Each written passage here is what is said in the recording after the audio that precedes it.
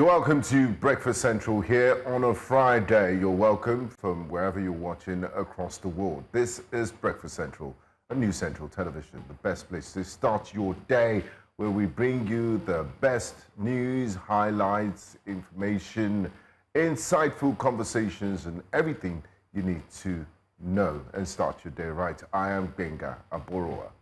And it feels good to be back. I'm Joe Hansen, welcoming you on a Friday morning. Oof, time flies, right? Yeah. I mean, we only just started this week. I remember when it was Monday, just a few days ago. I wonder what's going on. Even the year, I think 2025 is one of the fastest years on calendar. It's an bolt year. We're in the ember months already. Very soon you start seeing Christmas decorations. Imagine that. I mean, it's running very fast. And I mean, we're glad that you're here with us. That's what really matters most. And we're welcoming you officially to the last day on Breakfast Central for the week. You're going to have breakfast extra. That's the extra, of course, of breakfast where because we know you need to have breakfast to survive 7 days of the week. Absolutely. So we give you the weekend dose. That's breakfast extra. That's right. So you can join Mazzino and, of course, the likes who will be teaming up to bring to you the latest stories. But for now, we are here and we're welcoming you to the show. By the way, it's been a mixed conversation from yesterday up until now. And are we excited to note that we will be touching base with some of these very interesting conversations, one of which is what we're going to start off with. Yes, our wake-up conversation. Yep. Let me just give you a preview. If I was to be a civil servant in Delta State, I will have to take off my facial hair and look like a mouse. Look like a mouse? Because that's what I'll look. You know, it's like a lion without its mane. Oh, yeah, he looks part of my appearance, my personality, and I don't think it's bushy. But the Delta State governor. The government of Delta State has said it's banned bushy beards, fake hair, lashes, fake nails in the civil service. And you're wondering, you know, I mean, is this, are we still a democratic state? Is this Turkmenistan or North Korea? Because why are you legislating or passing? I mean, you can talk about dress code and things like that, but going into like details of fake hair, beards, and all of that, is it really necessary? Is it priority? Is that what the people of Delta State are lacking at this moment? Is that the most pressing issue? But let's take a look at the... I think the first thing is just to let them know what the story really is. The Delta State governor, of course, you could say the government of Delta State, of course, led by its governor, Governor Sheriff Oborowori, has come out with a new communique. In this communique, it's alleged to mention that anyone who works for the civil service going forth will no longer, I repeat, no longer grow bushy beards or wear... This guy working in Delta State. No, we'll just put it out there for you, for us to show you eyelashes, and so on. Even there's a cap called resource control. You're not to wear the resource control cap. You're also supposed to wear papa's cap. Females are not prohibited from coming to work with artificial, braided or dyed tinted hair, long eyelashes, and fake nails. Everything fake. Fake nails. You can't wear fake nails again. That's what the governor says. So the governor is simply saying that if you work for us, you have to come looking like a human being. Certain appearance. Reality, real. So the ladies that put up, you know, those lashes and do like this, the governor doesn't want to see anymore. I really wish. He wants you to look, you know, the way you're supposed to. I really wish Olive was on set as a Delta and as a woman. But don't worry, on Monday we shall let her know. We update her on everything she's doing here on this set going forward for Monday. We don't want to see her with anything. Olive must give us kokoro. Yes. But the good thing is she's not working in Delta State Civil Service. So, and she also heed the call of the Delta. I mean, she's a responsible young lady. She doesn't tint her hair. She doesn't do all those. She's not excessive. Are you saying that people tint their hair are irresponsible? No, they are. I mean, am I not responsible with my beard? So, I mean, it's so that question we should pose it to the governor. To the governor. And I wonder what informed that's what I want to ask. Why would the government? It's like Lagos State. Anybody working in the Lagos State ministry going forward, you must barb adoring. Sorry, adoring for our viewers. It's remove all the hair from your head. You know? Say adoring. Score. Wow. You know, and then it's no more shocking. beards and so on. And is that the pressing issue? And then you're infringing on people's personal Thank you. freedoms. I mean, where in Nigerian constitution? And how does it affect productivity of the staff? Okay, maybe the typists, they won't be able to type or maybe with their long nails. Maybe maybe the permanent secretaries and all that. Maybe they are always distracted. Or by the lashes, you know. Yeah, the lashes. You know, when they blink too much. Yeah, it might trap you. You know, the lashes, it claps. So because the lashes is clapping, it's not allowing them to understand and do their job very well. Wow. So they have to focus. But then again, I wonder what's really going on with the civil service space in Delta. I mean, maybe the nails are work hazard. Because your colleague might come to explain things to you, and that nail can choke you in your eye. It's a weapon.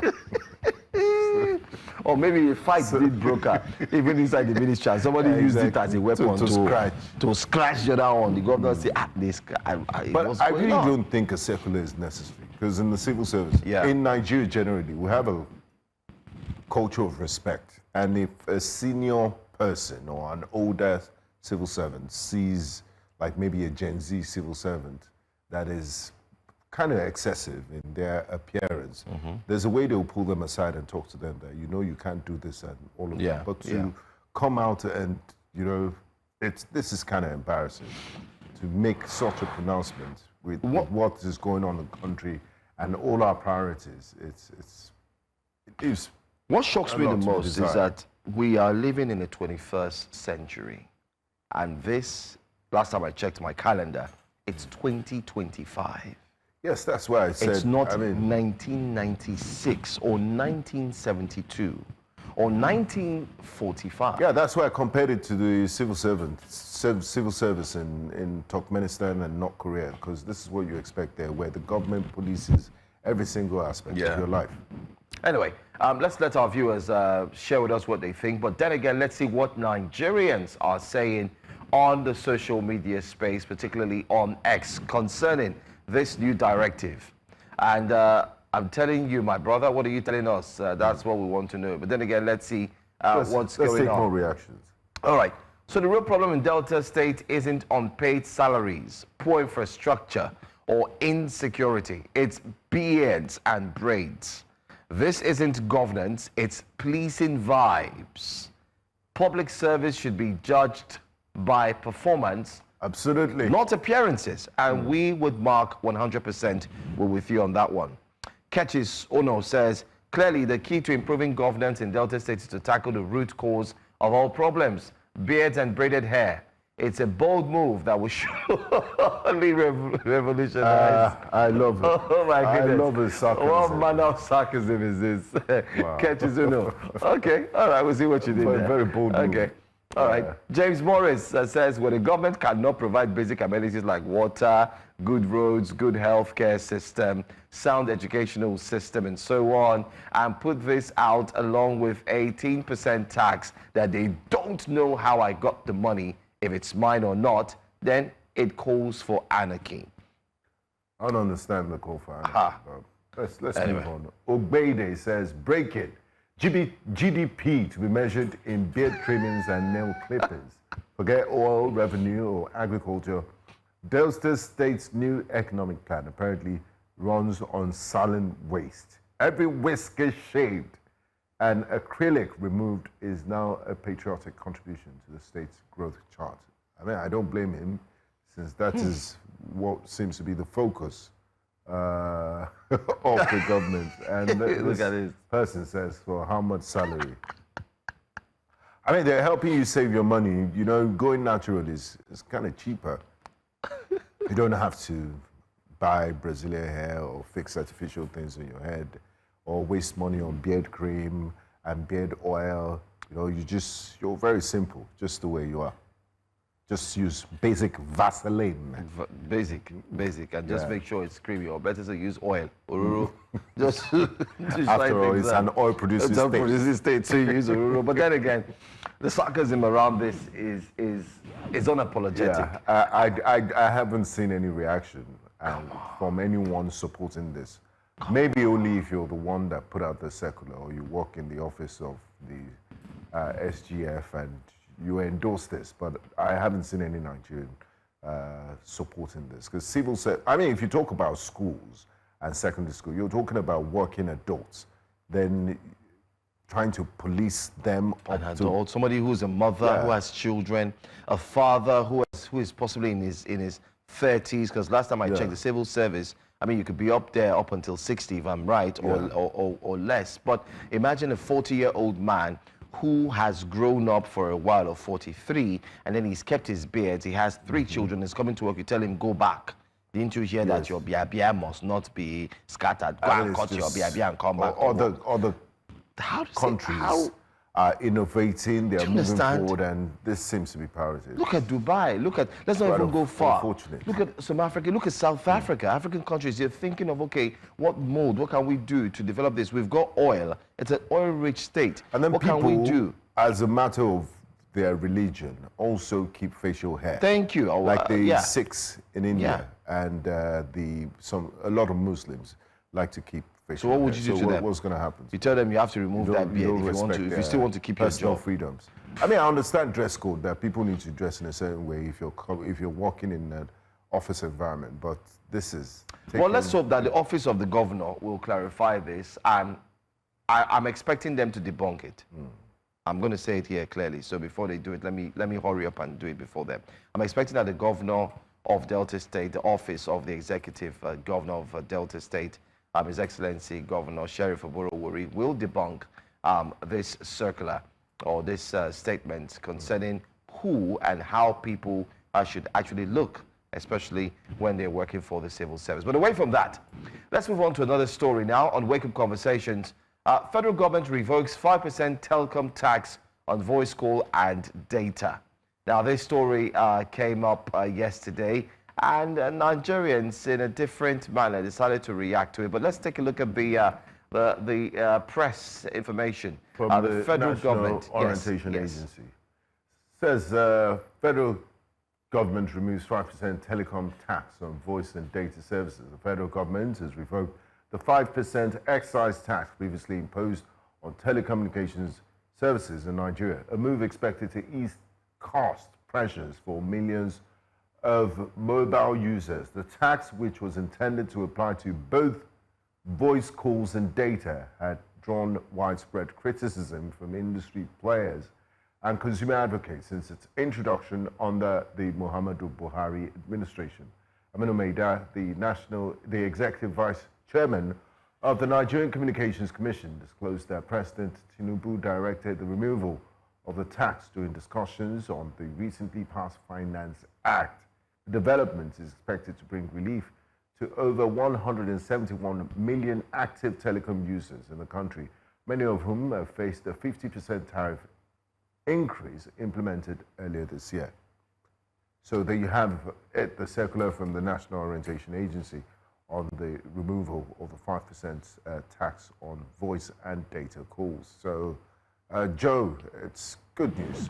It was never welcomed from the get-go. From the moment they said they were going to have 5% excise tax on data and voice calls, it was never welcomed by Nigerians. And we talked about it here as well. Coincidentally, while they were talking about the excise tax and so on, there was also conversation about increasing the tariff on the electricity. So all of these were coming at the same time, if you recall. And Nigerians were like, this is way too much. You do not expect us to remove subsidy. So increasing electricity tariff. And it still bothers on a key question I will continue to ask here on this show every now and then when I have the opportunity. And the question simply is, to the presidency, to the current government, administration that's governing, where and how, first of all, 3 questions. 1, how much has been realized from the removal of subsidy? Important question. How What much? has it been used for? It's something I'd like to take to the drawing board. It's just a simple question. 2, why are we having more taxes, and what is the monies recovered or realized from subsidy being used for? Let's cut the crap of the 3 areas always mentioned. I kind of like know it from the top of my head. The 3 pillars. 1, the governors are having more money. 2, we're using it for infrastructural development. And 3, of course, you know the third one. They take you to the educational system that their students are Student now. loan. Exactly. I mean, a loan is a loan. It's not free. You still have to pay back. Thank you. So these 3 areas, but why can't they be used for something else? Are those and then why are you priorities? still burdening Nigerians in other aspects, Do you understand? like increasing the passports, So in the what is- cost of getting the Nigerian passport and all of that? It seems the ordinary Nigerian can't even catch a break. That's it.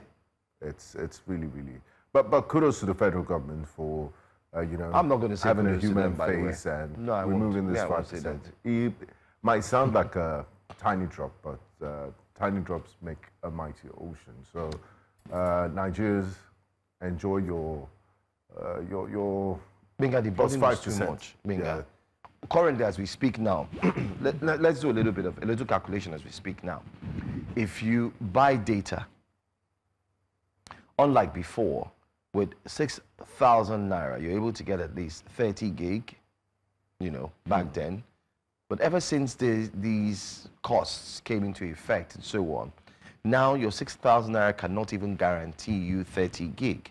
You're looking at 6,000 naira giving you nothing less than maybe 10, 12, 15, or 14, 15 at most.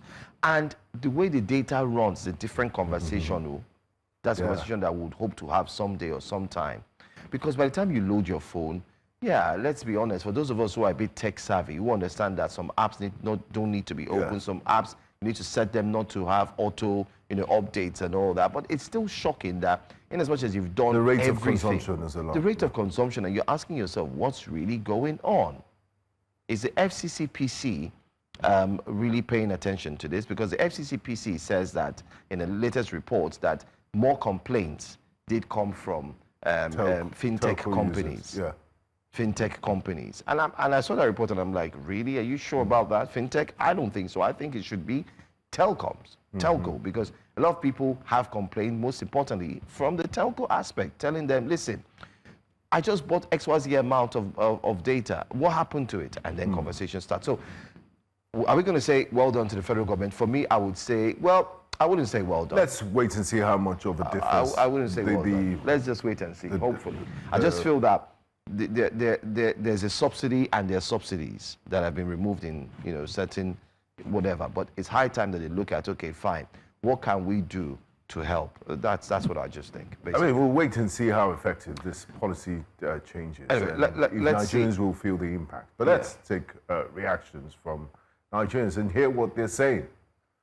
SY Tahir says, this is merely propaganda designed as usual to discredit the late president and score cheap political points. It is also a ploy to fool Nigerians into believing the presidency empathizes with them. Our immediate demand is to halt the implementation of the 5% fuel surcharge. Yes. Says SY Tahir, let's take more reactions from Nigerians. Refiner Voice says, now, Tinubu, why now?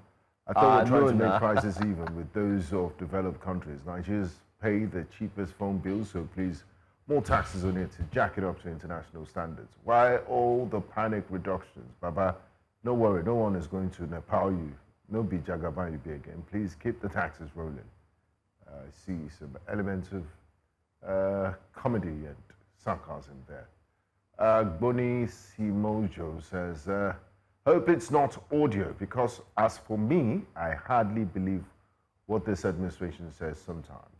I'm yet to read a text from my operator company quoting this. Absolutely. That's how we heard that the Super Falcons will receive $100,000. Later, we heard they didn't receive anything. It's still early days.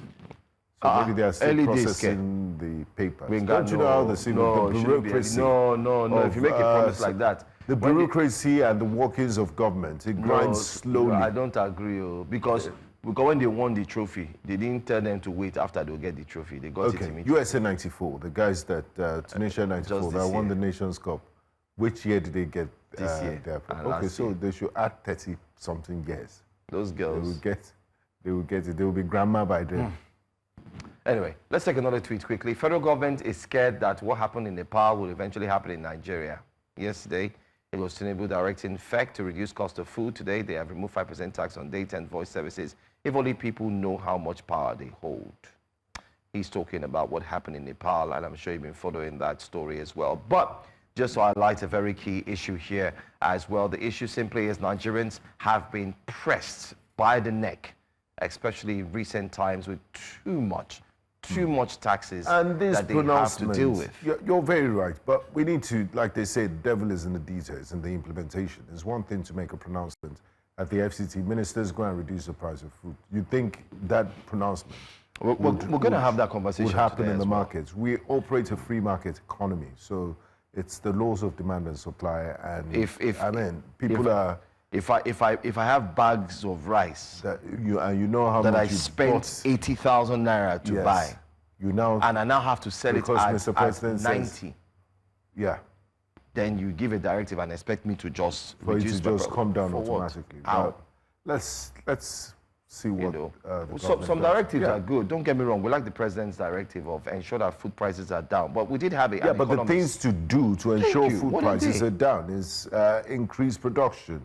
I mean, make the farmers secure the farms so they can farm and you get produce to the people that need it. Also, prevent post-harvest loss and all these things. Mechanized farming. So there's speed, there's a value chain, and there's a proper way of don't forget too that the borders things. too have been closed. There were rumors. I would like to call them rumors, even though they came out as press releases from the current administration, and it eventually morphed into press release. It was first of all rumored and then morphed into press releases that the federal government would allow certain type of foods to be imported. And some, they said they would have to look into their taxing so that Nigerians can have a soft landing. Those foods that they said they would allow to be imported, what impact have they had on the daily lives of every average Nigerian? I mean, they say that's why Nigerian. rice is where it is now, because of this policy. So there are calls for the borders to be opened. Now, what do they mean by open the borders? Initially, Nigeria also had food that of course, they were able to pass through the borders and so on and so forth. Now, after these borders have been closed, you're expecting Nigerians to use, which of course is what a senior climb would do. Let's try and ensure that whatever we grow is what we enjoy. Grow Nigeria, eat Nigeria. Restricting imports, yes. Grow Nigeria, eat Nigeria, and so on and so forth. But the grow Nigeria is not really working. The capacity. Now. How much are we producing? How much? The same farmers are being killed. The people.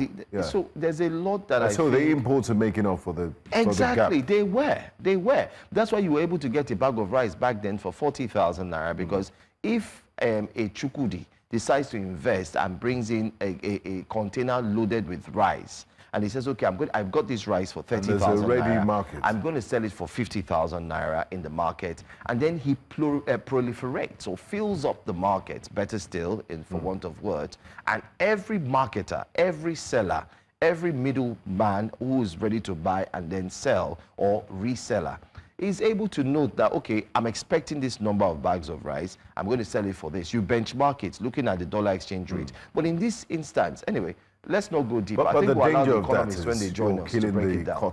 The local industry and local players will be able to compete. So the government on one hand, it's a delicate balancing act. You're trying to encourage local farmers to produce, but they're not producing at capacity enough because of several reasons, insecurity and others. But at the same time, there's a food shortage. So what do you do? What do you do? Do you keep restricting the borders? Yeah. You open it. It's like saying you don't have water in your house. No, let's use the tank, the water in the tank, let's still manage it. It's dropping, it's not enough, it's not going around. What do?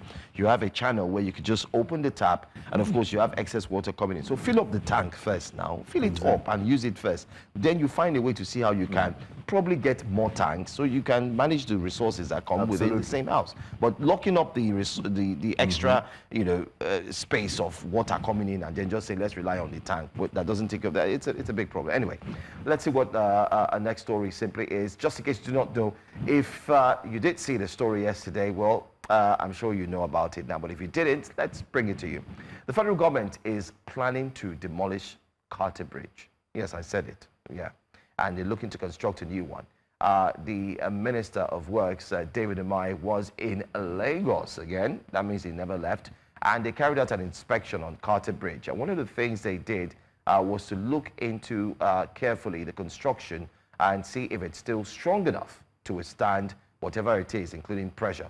And in a video, he did state that the Carter Bridge would have to be demolished and they have to reconstruct.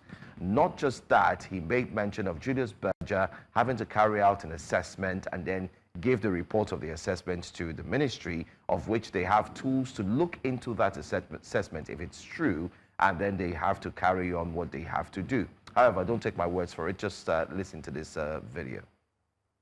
What is happening below the pickup, which means what is it that is happening, below the water, both for Tomeland Bridge and for Carter Bridge. And let me also say that we gave similar job to Major alongside with the repairs of the defects, above the water, up to the deck. So what we have observed is that Major should go back and they write their investigative report on each of the pickups for our return, both for Carter Bridge and for Tomeland Bridge, and the same thing with Mamba. But that's not where it ends. We had insisted that the situation of Carter Bridge is so critical, and it seems that all stakeholders have agreed that Carter Bridge is irredeemable. But what we did today is to see whether we can salvage the ramps so that we cut down the cost of construction and the time of construction. That decision we could not take. We need the consultants and Major to put the observation, and we have instruments we use to determine whether the observations are right or wrong. And if the observations are as they have sent to us, then it means that both the ramp and the main actual section of the Carter Bridge, we have to go. So you heard it from the horse's mouth, Carter Bridge to be demolished and then reconstructed again. In the course of that conversation, the minister also mentioned that the Lagos-Calabar road, of course, will also now be, they would have to also look into constructing an underground tunnel. Yes. That would now lead to water tunnel. Water tunnel that would also lead to Badagry. They're looking at, passing through going straight. So it's not just going to go through this other side of Lagos. They now have to also focus on this other side. And that's what you get. But if we fix the existing roads before having ambitious projects like underwater tunnel. I was coming this morning and I hit a pothole, and I cried for the car myself. Because at the end of the day, while I was going, I started hearing, I said, okay. You know what it means. Get ready, because your pocket is going to leak. Yes. The car will demand that you fix it. For expenses you didn't plan for. You just ask the right questions. I mean, while we're not going to discredit the work that the minister is doing, by the way, we've always said that he's one of the most hard-working ministers in this cabinet, because he's always on the move, always on the go. However, many have criticized that he's always in Lagos. Why is he always focused in Lagos? What happened to other, rails, roads, and all that from other parts? But then again, we must give credit to him, and we must agree with him that truly, looking at these bridges after a long period of time, due to the fact that Nigeria has a poor maintenance culture, it's commendable. And since he said that they've looked at the ramps, they've looked at everything, and they safety have to do what first. they have to do. And it's understandable. yeah, he says, it's irredeemable. So the stakeholders have reached a decision that it has to go. But when is construction going to go? What are the cost implications, environmental impact assessment, and how much disruption will you know, Lagos is a mega city, how much disruption to traffic and everyday life, how much inconvenience will Lagosians have to go through as a result of this, and what's the estimated construction period? These are questions that are begging for answers. I agree with you. And also, looking at the investigative report that Julius Berger would have to give back to him, I think that would decide where they would go from that. And then possibly all these questions will be answered. But that's exactly what the latest stories are. But what are Nigerians also saying on X regarding that story? Well, it's something you'd get to find out, because Nigerians are also speaking, and they're talking about why the Carter Bridge would have to go. Well, Bamidele Salam says, now they want to use the excuse that it's irredeemable to, you sure they want to steal? Watch them mark out millions of dollars to construct another one. Go cash out big time. Well, I don't know how true your points are. I mean, Nigerians have a trust deficit. Exactly, but this shows that's see everything through corruption-tainted lenses. Yeah. If Carter Bridge is truly irredeemable, then urgent action is needed. Lagos can't afford disaster before solutions are found, and that's where the balance comes in. It is time we begin to critically scrutinize new projects, because without proper oversight, the long-term maintenance often becomes costlier than the original investment. And this is where we agree with you. Now, nope, rather than Senator Omai making this declaration, I think it's high time a non-partisan or impartial agency, a private one, be allowed to do their own investigation of this infrastructure. A globally respected organization that cannot be bought with cutbacks. Adio, you are spot on. Is the Carter Bridge a federal government bridge? Absolutely. Yes, it is. Only in tenure that all structures in Nigeria has expired and needs repairs is needed. Okay, that's all. But then again, trust deficit is showing here from Nigerians, and we understand why. It's obvious that this bridge is old, there are deficiencies, but because of that lack of trust in the people and the government, they're saying, look, I mean, it's almost a negative thing to say you want to fix things, because the government has eroded the people's trust. I mean, they have to do a lot of trust building and, you know, explanation and a lot of transparency too in their projects. And I agree with some of the tweets there that says a non-partisan. And I think I agree. Let's get different organizations to come and review, and possibly that would also prove what it is. Okay? Anyway, that's all we're going to take here on Wake Up Conversations on a Friday. So many things to talk about, but let's tell you what they are as we bring to you our top stories this morning on Breakfast Central. Today on Breakfast Central on a Friday, we'll look at insecurity in Nigeria. President Tinubu and, of course, the security chiefs definitely looking into that, looking to end every single thing concerning insecurity. Nigeria's 11th Public Accounts Conference, what to know about it and how it will affect you. Yes, you are viewers and you Nigerians watching. Reps on mining sector bills, there's a hearing, and extractive sector, that's a conversation we'll look to have. And then President Tinubu orders crash in food prices. We talked about it here on Wake Up. We'd like to expatiate on it. And then we have the front pages of the newspapers at 9 where you can join in. Stay with us. We'll start the show proper in a moment.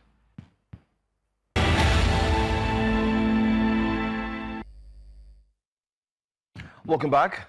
Let's quickly look at a conversation that demands national and continental attention. The resurgence of Boko Haram and its ripple effects across Nigeria and neighboring African states, from Borno to Shiroro, from Cameroon's far north to the tri-border region of Nigeria, Niger, and of course not forgetting to Benin.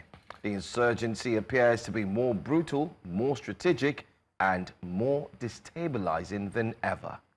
Now, after being weakened by years of clashes with rival Boko Haram factions, Islamic State West African Province, ISWAP, Tamatu Ahis Sunnah Leader Awati Wal Jihad, JAS, is making a comeback in the Lake Chad Basin. Cameroon, Chad, and Niger, Nigeria's intensified national counter-terrorism operations and coordinated aerial and ground assaults have slowed down ISWAP's Camp Holocaust campaign. But the focus on ISWAP has allowed JAS to regroup and bolster itself. Now, join us this morning to shed more light on the sector that appears to have regrouped in recent times. As security consultant, Mr. Oluwafemi Ayatokun Ale. A warm welcome to you and thanks for joining us on Breakfast Central. Yeah, good morning. Good morning, and thank you for having me. Good morning, Nigerians. Now, what would you attribute to the resurgence of Boko Haram's JS faction, and why now? Let us start from this very angle, and I want you to bear with me for this little introduction I will be doing as regards to the resurgence in security in Nigeria and insecurity in Nigeria today. Number one, it is not something that has just been developed right now, or what we're just seeing newly right now. It has been on ever before the creation of Nigeria, ever before independence. That's fine.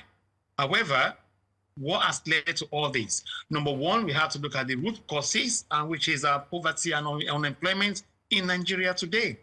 Equally, we have to look at the religious strategic style of what our religious leaders are actually doing. And we have to equally look at how do we, convey and, understand the fact that, look, if we have unemployment, it's going to create insecurity. And if you now put ethnicity and religious into all this because of political tension or because of political gains, we're going to be having insecurity in the country. And who are those that will definitely create the tension? The political leaders, the religious leaders, the obas and all the rest, the emirs and all the rest, the obis. Everywhere we have leaders, they are the people that will definitely create insecurity, but we equally shy away from letting the fact that they are the cause of all this. Not that youths are just coming up and carrying guns. Guns are not easy to buy. Guns are not cheap. Weapons are not cheap to buy. So the question is this: who is responsible for all this insecurity we've been having, and who are those making gains out of all this? But then again, many would also disagree with the fact that in as much as there's job losses, or better still, there are no jobs, this doesn't mean that the youth should just decide to join, a particular gang and weaponize themselves.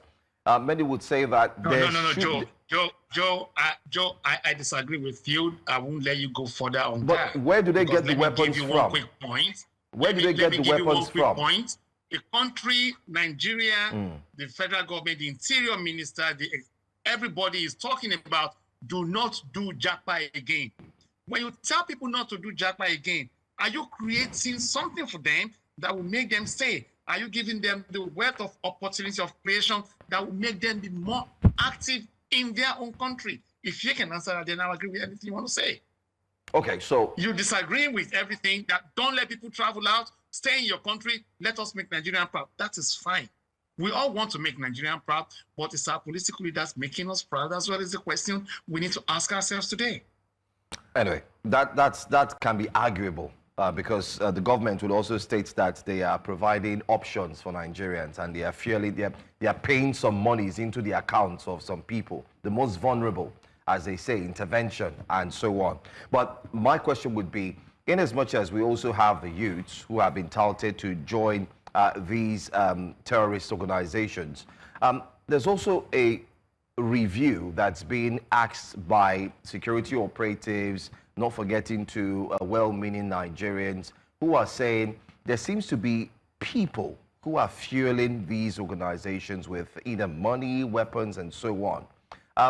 Can you confirm, or can you tell us who you think could be responsible for possibly ensuring that these terrorist organizations are growing in leaps and bounds and are not stopping anytime soon?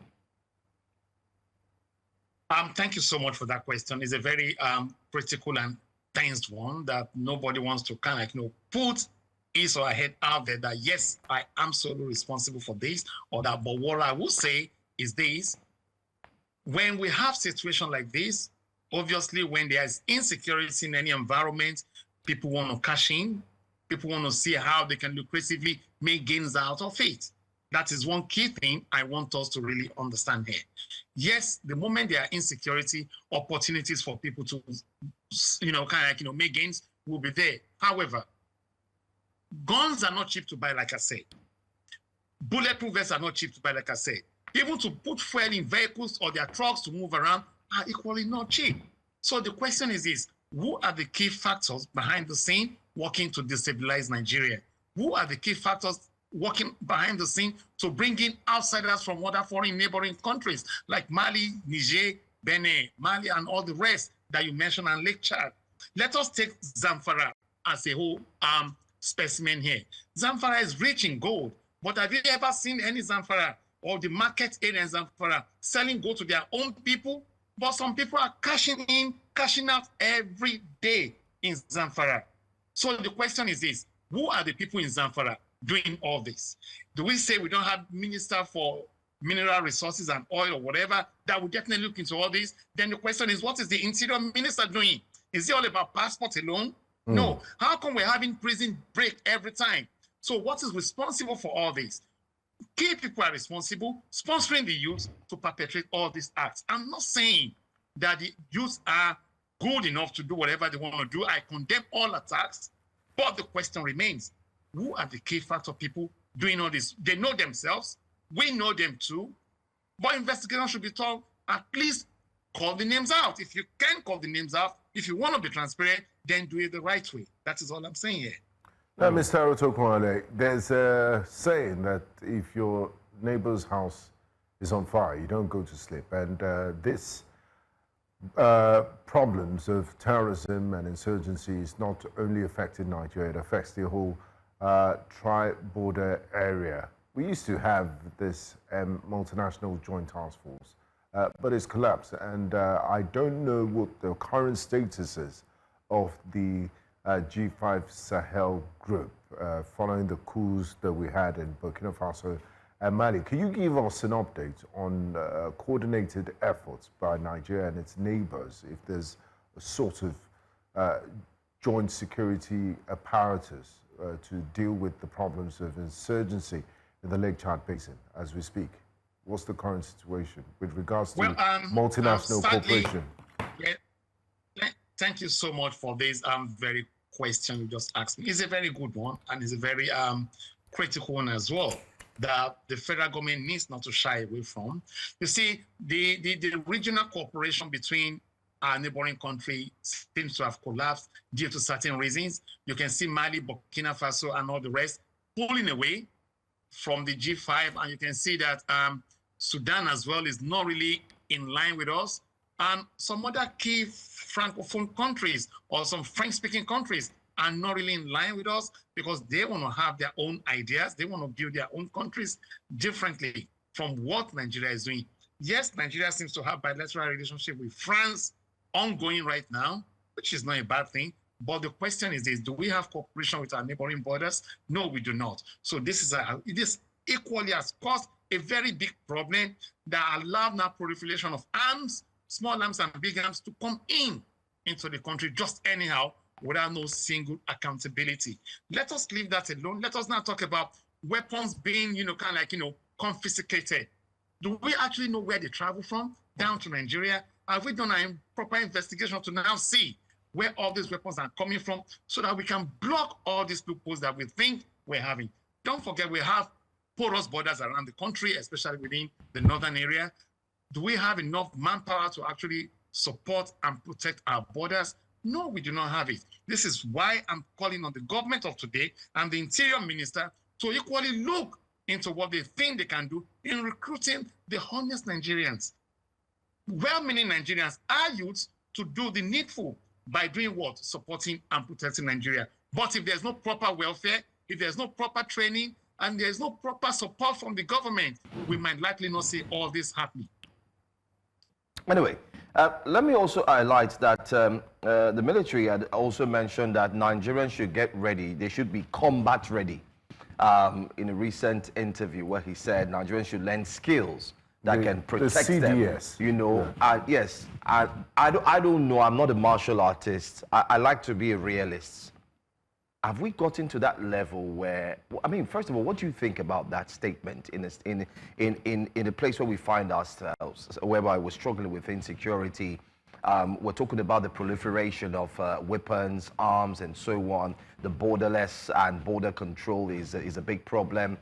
Food inflation, youth restiveness, and so on. And then the message we get is go and learn how to fight. What does that do naturally? Or what can it do to Nigerians looking up to the government to secure their lives and future?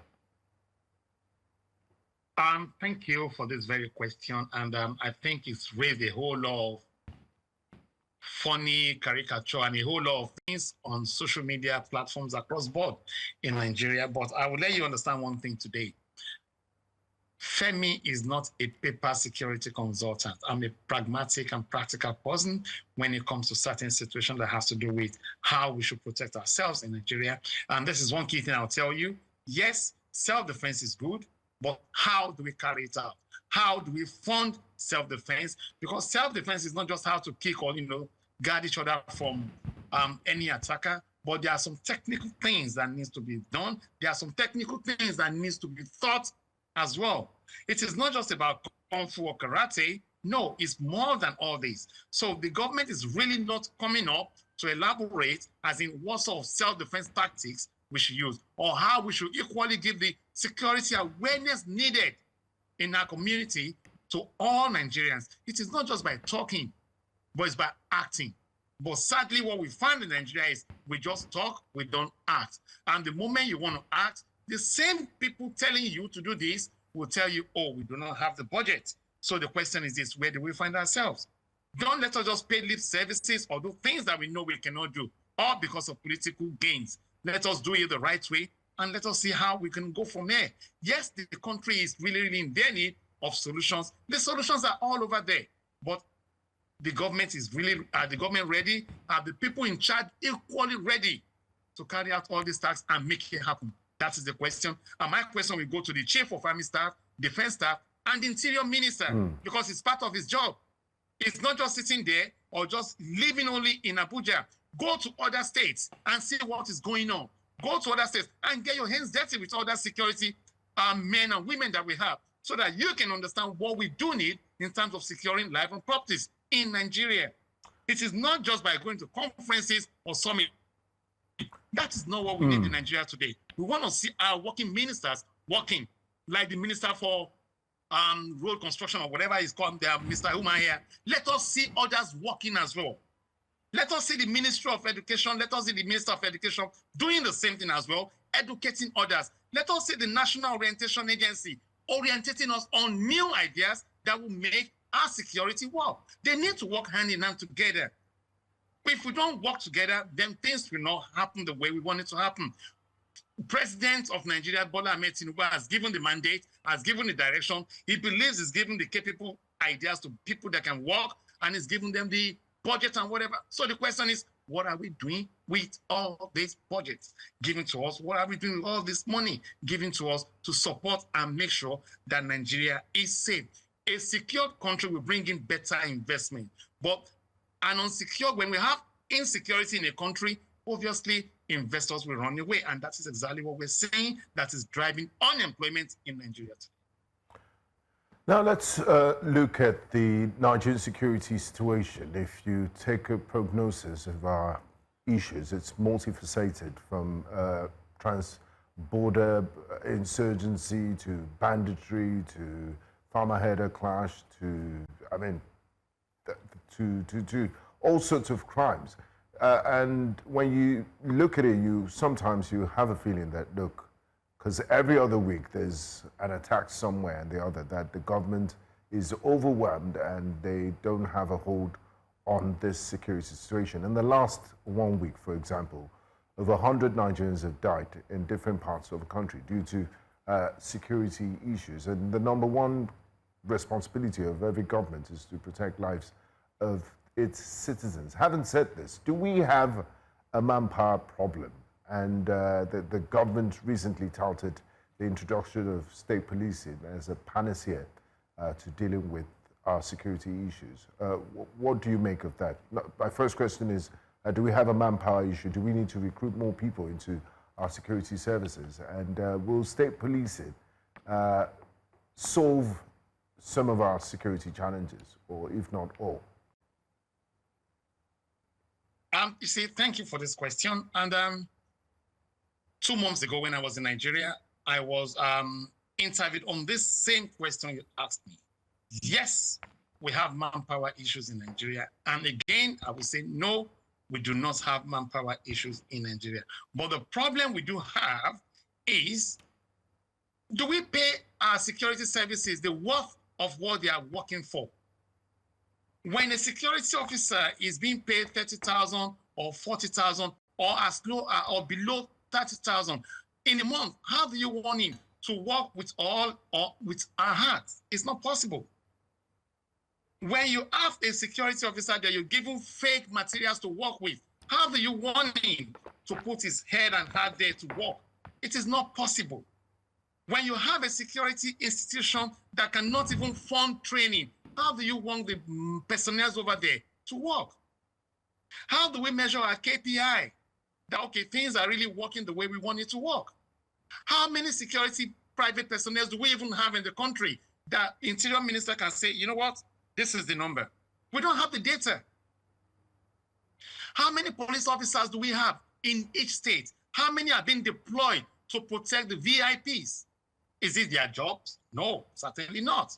But they are doing it right now because they want protection. The member of the public want protection, but the manpower is short. What is short in the manpower? Because the government is not investing in the right place they are meant to invest. That is exactly why sometimes we have the prison jailbreak and a whole lot of things that is happening in the country today.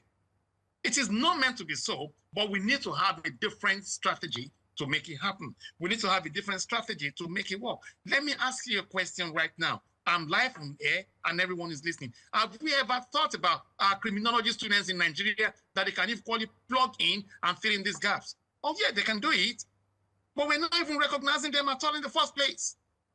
And we have well over 50 universities offering criminology studies in Nigeria today. It is a lucrative business abroad and everywhere, but in Nigeria, it is a disaster. And we keep talking about insecurity in the country. No, it's not worth it. If we want to raise this manpower, the manpower is there, but we're not just investing into the right angle that we're meant to invest into. Honesty and transparency can only make things work in Nigeria. Very deep thoughts there that you've shared, because if one is not well paid or well remunerated, nobody wants to sacrifice his or her lives, especially what we're seeing with the police officers being owed salaries. And just last week, we saw former military personnel, protesting on the roads, on the streets, and asking that they be paid their arrears. But then again, my final question, I'd like to take you outside of this, because you did mention manpower. And I remember one of our conversations earlier on in the course of this interview was on the youths. They're not available. But I'm sure you've seen a footage I'm about to show to you on the screen right now. I'd like you to just take a look at this. This is Nepal. And as a security expert, the incidents taking place in Nepal means so much to you. I'm very certain about that, because all security experts will be looking into this, trying to study what led to this and so on, so that when you're called in, when you're called in for consultations, I'm sure this will also be a yardstick in terms of your instructive or instruction courses used as a yardstick to explain to people. But then again, the aim of showing this video is to show what youth restiveness has led to in Nepal. Let's bring it back home now. That will be my final question to you. What can Nigerian leaders learn from the footage we've seen there and the incidences in Nepal in regards to youth restiveness and, of course, not being able to curb insecurity?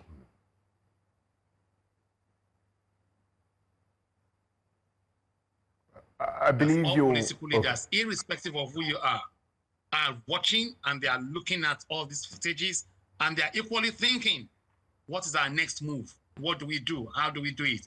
In France today, the same hostility is ongoing, but every single country seems to have a way to counter all these issues. My thing is this: in Nigeria, we have not heard anything from the NSA. Let us leave this chief of defense staff alone. Our NSA is actually not working in Nigeria. If our NSA is working in Nigeria, then this should be a proper time to let us know how to connect with the police, with the civil defense, and other private security agencies that we have. Sadly, we're not seeing that happening. Until we start seeing NSA coming around and going to places to start working, then things can be done.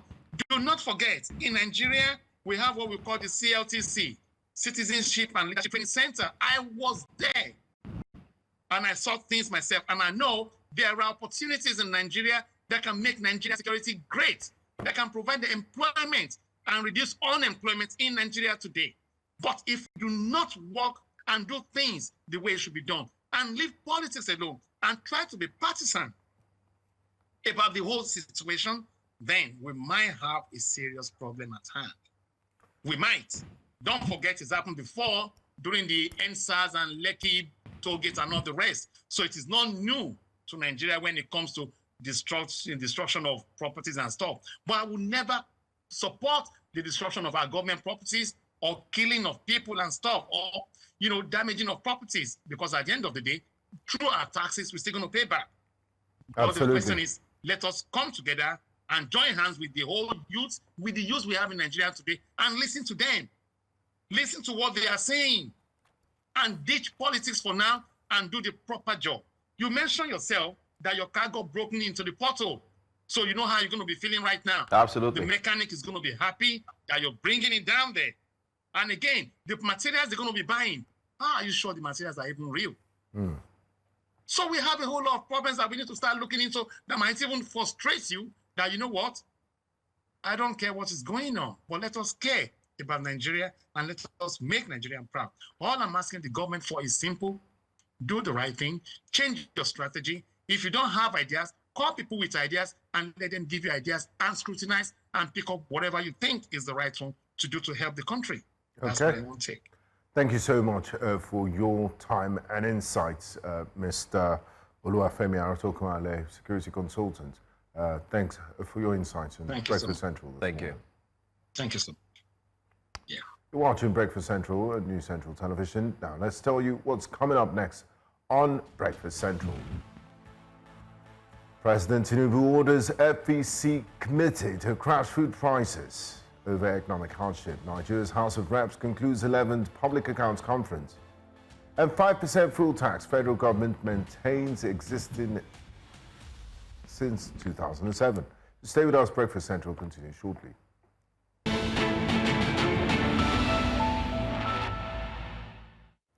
Welcome back to Breakfast Central. Now we unpack the outcomes of a major continental gathering, the 11th Public Accounts Conference hosted by Nigeria's House of Representatives.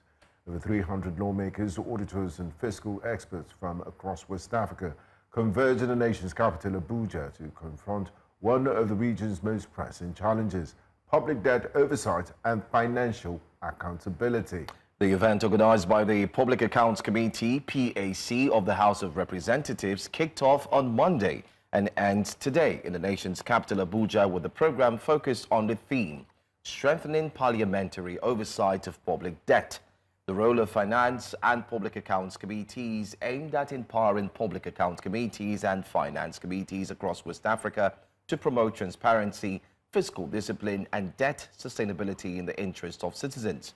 Joining us for this discussion is the federal lawmaker representing the Ede North, Ede South, Egbenore Federal Constituency of Osun State, who is also the chairman of the Public Accounts Committee at Nigeria's House of Representatives, Honorable Bamidele Salam. Good morning and thanks for being here with us. Good morning. Thank you for having me. Good morning, Nigerians. Good morning to the whole world. All right. It's been a busy week, I must say, especially from when the entire event kicked off. But let's start off with a few questions. First off, can you bring us up to speed on how the WAPAC conference is going? And can you also shed more light on the impact it's had so far so good in the past few hours or days?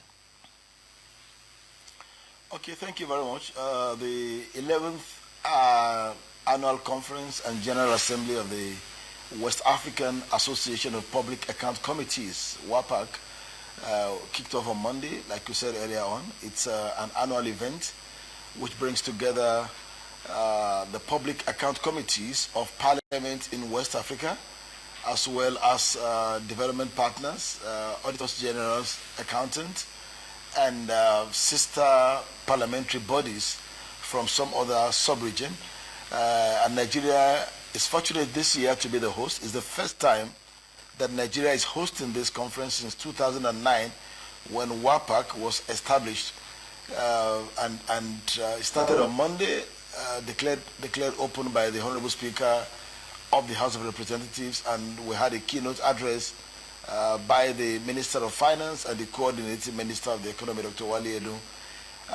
Participants from 13 countries were actively involved in the conference, as well as representatives of the East African and Southern African bloc of the Public Account Committee. Now, as you may know, the Public Account Committee is that committee in the Parliament that deals with the report of the Auditor General, the Supreme Audit Institution of each of these countries.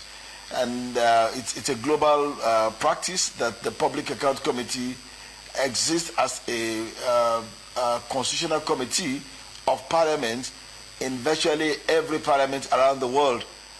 So this is the 11th edition of the conference, like I said. And in the last couple of days, from Monday till now, we have had a very interesting, deep engagement with people from the academics, from the civil society, from the media, from the accounting profession, from the debt management office, from the World Bank, from the Southern African Public Account Committee Association, and a few other organizations have come together to discuss a very important subject matter, which is the issue of debt in West Africa and Africa as a whole, and how the parliament should come in to ensure that our debts are sustainable, our debts are also functional, that the purpose of borrowing is actually to grow the economies of each of our countries, to empower the people, and to ensure that whatever terms, repayment terms, are included in clauses by borrowing,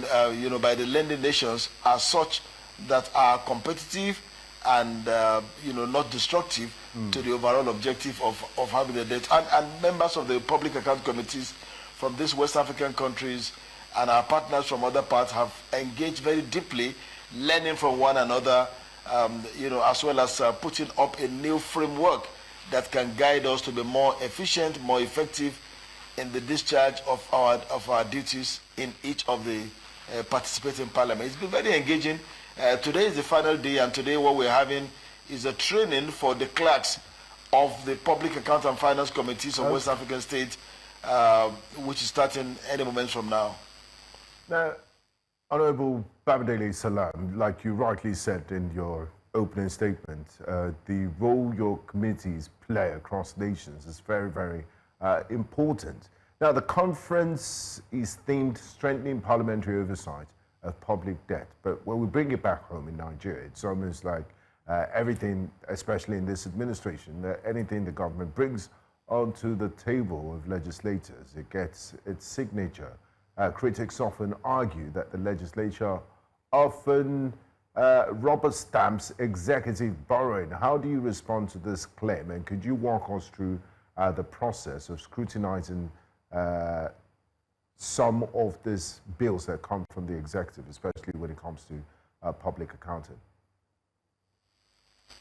All right, let me lay this very important foundation, and that is the fact that when people see the parliament from outside, there are different kinds of expectations.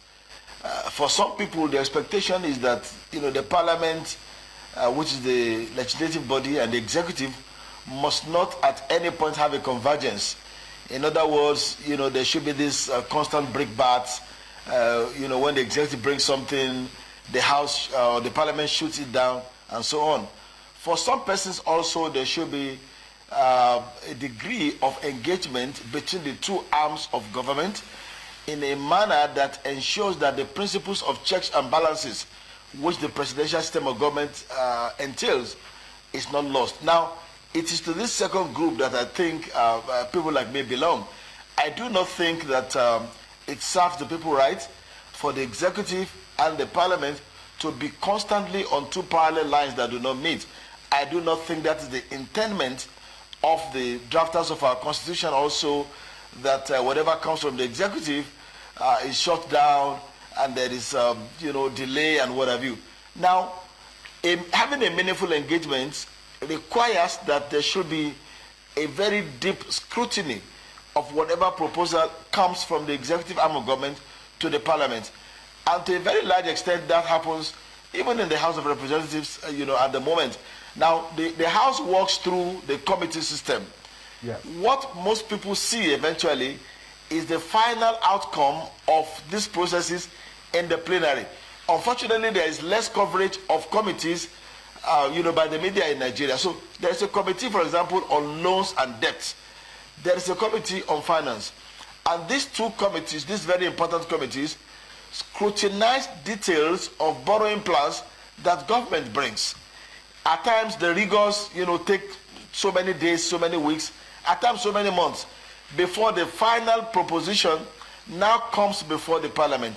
And because the parliament has entrusted some of its powers to the committees, it is not very sensible for us, even in the plenary, to begin to do that which the committees have done all over again. If we do that, then it means there is no essence for having the committees in the first instance. So most of the things that people see as and perceive as a rubber stamp is the work of the parliament in plenary, rather than the work of the parliament in committees, where a lot of scrutiny takes place, lot of engagement, asking of questions, looking through documents, interrogating officials of government on not only borrowing plans, but every other plan, including the appropriation, which is like the most important money bill that comes before the parliament every year. Some committees take up to weeks looking at the proposals from a ministry, department, or agency of government before they bring that report to the plenary of the House of Representatives or the Senate, as the case may be. So, for those who think that the parliament just exists as a rubber stamp, I'm sorry to say that is not correct. That is not true. Yes, I agree we can do better. We can have, greater scrutiny. We can stand up, to ask some probing questions, especially at committee levels. We should do more diligent scrutiny of proposals in terms of bills, in terms of proposition. But I assure you, what happens in the House of Representatives is very, very far, from being a rubber stamp. There is a lot of interrogation, lot of examination, lot of probing into proposals brought by the executive, especially at the committee level, which is where the parliament actually does the work. The plenary is just, like they say, to fulfill all righteousness and ensure that the provision of the constitution is not breached before we make up, final approval. Okay. I mean, since you've talked about the rubber stamp situation, therefore clarifying it, it's obvious that Nigerians should note that it is not a rubber stamp, right? If we put it that way. Rather, there are a lot of scrutinies that take place. And I like the fact that you said there's also room to do better. Maybe we would suggest to the Assembly that there should be more fuller coverage, especially the House of Representatives, fuller coverage of these committees whenever they deliberate, so that Nigerians can see the processes that take place. And I think it's very key. I mean, since we're talking to you, maybe it's a projection that should be pushed to the House.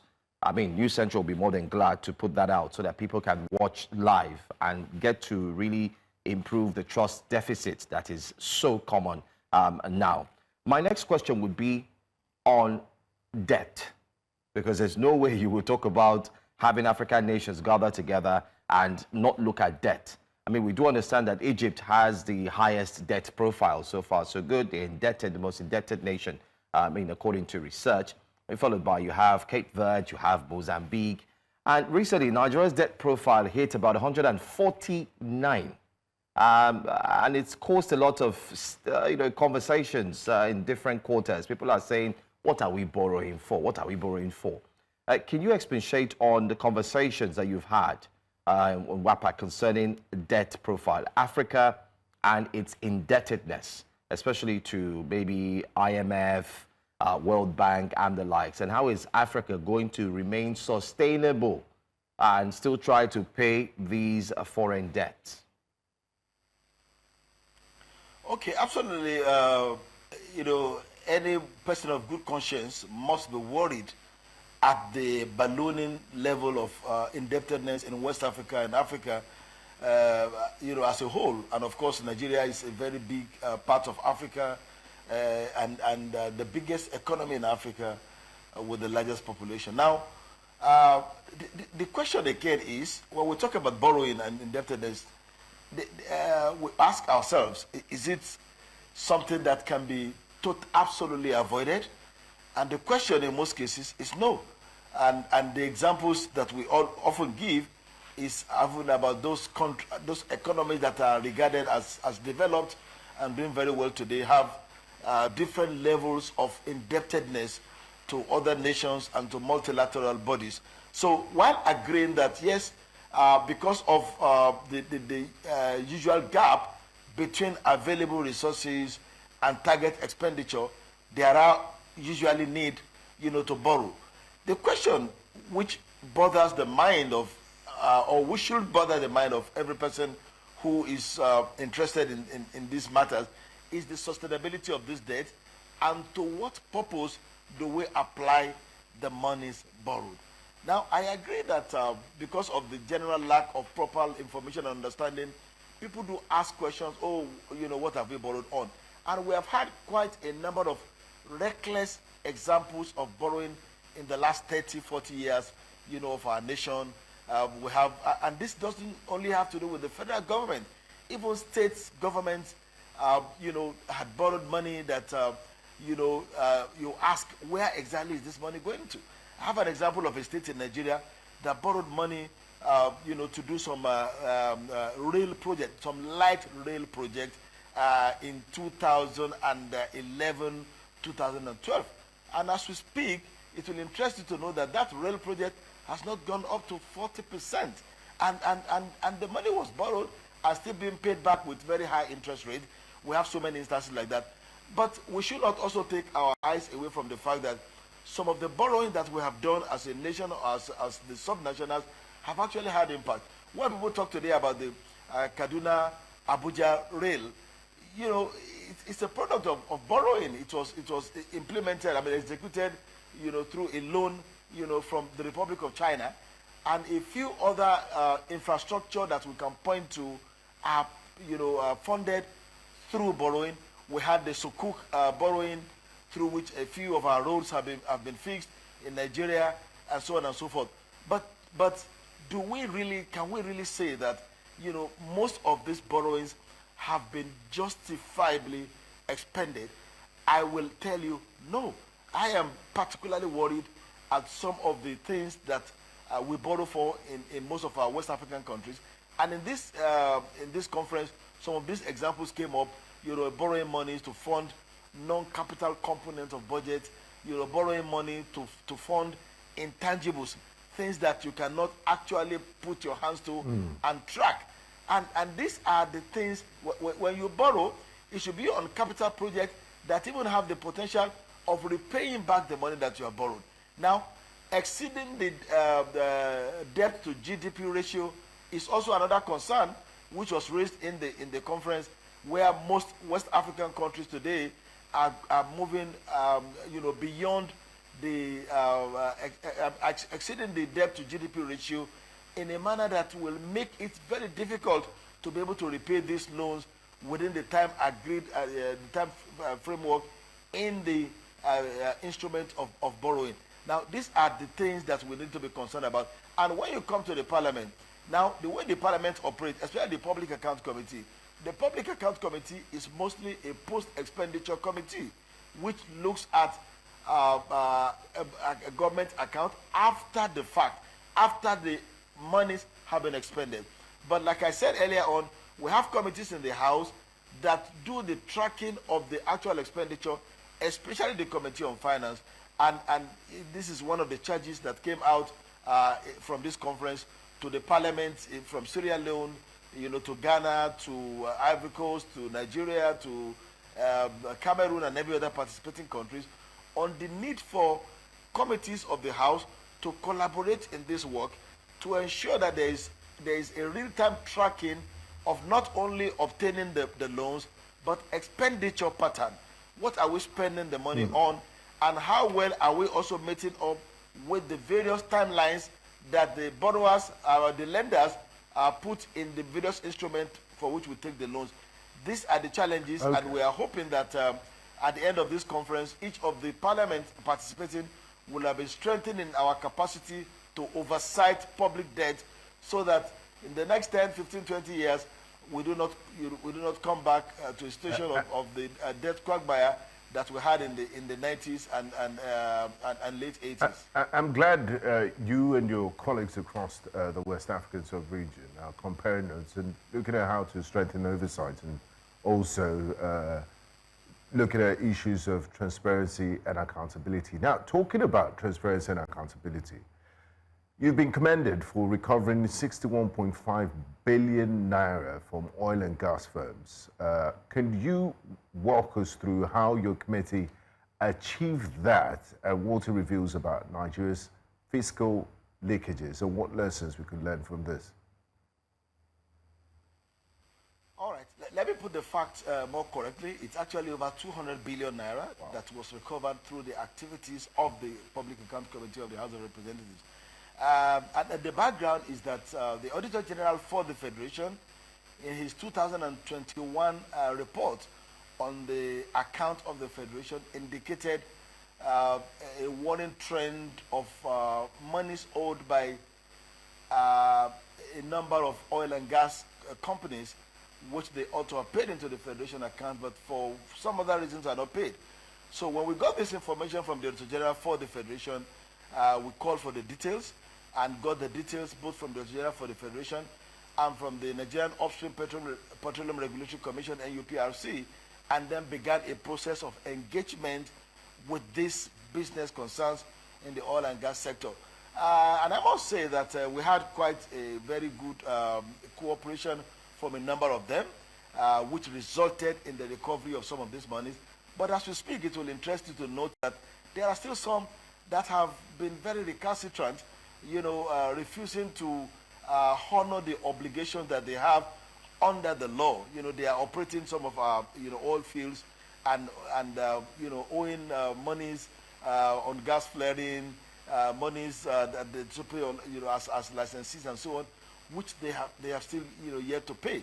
And there is also the bigger issue of remittances, especially from the biggest of them all, which is the Nigerian National Petroleum Corporation, NNPCL, which is going through a process of reconciliation of accounts, running into trillions, of naira, which the Auditor General, found our monies outstanding to the Federation account to be paid by the NNPCL and a few of their other, operators. Now, that is one aspect of it. The second aspect of it has to do with an investigation which our committee carried out on the remitter.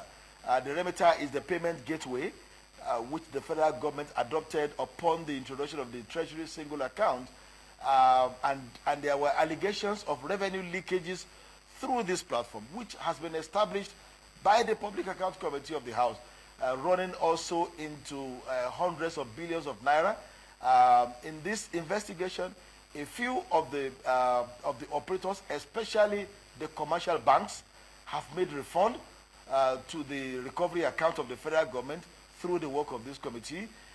Remitter itself as an organization is still engaging with government. We have established against Remitter a liability of almost 300 billion naira to the federal government, which they are contesting, and which I believe that through a more rigorous process of reconciliation we will be able to resolve. We also had instances in the investigation of the COVID-19 expenditure, which this committee handled about 2 years ago. That was the first assignment we had, where we had some recoveries also from the COVID-19 investigation. There was a particular ministry, for example, that got a sum of 10 billion naira that they were to use for establishing a vaccine plant, a vaccine producing plant, and never spent that money and never reported that money back to government until the Public Account Committee came on, through the report of the Auditor General for the Federation to ask for this money and recover this money back into the account of the federal government. Now, these are some of the things that we do, and we're adopting an approach that is very novel, that rather than just, go on the scale of, okay, this person did, something that is wrong, report them, to the appropriate quarters, perhaps for prosecution, which is not an option that is out of it. We also see how much of recoveries we can make of some of these obligations, some of these monies, either misappropriated or withheld from government posts, in line with the additional powers given by the 10th House of Representatives to the Public Account Committee to investigate issues of diversion of revenue or non-adherence to financial regulations and laws, governing public expenditure in Nigeria. So these are the efforts that are culminating in the recoveries that the House of Representatives is making at the moment. And we're not resting on our oars. We are continuing in the same light, to see how much ground we can cover in the next 2 years of the 10th House of Representatives. I want to say thank you so much for speaking with us here on this interview. Most importantly, looking at the final day. And hopefully, like I've said throughout this week, I'll be using the word hopefully, that a lot will come out of it that would not just benefit Nigeria, but also will benefit Nigerians. And congratulations to the Nigerian House of Representatives for hosting, and we wish you happy deliberations. And we look forward to a report that will be put up after this conference and recommendations. Thank you so much for your time. Thank you. Thank you. Great. We'll go to a quick break. When we come back, we'll take a look at more stories here on Breakfast Central, on News Central. Don't forget to drop a comment or two on all our socials as we look forward to engage with you. Stay with us.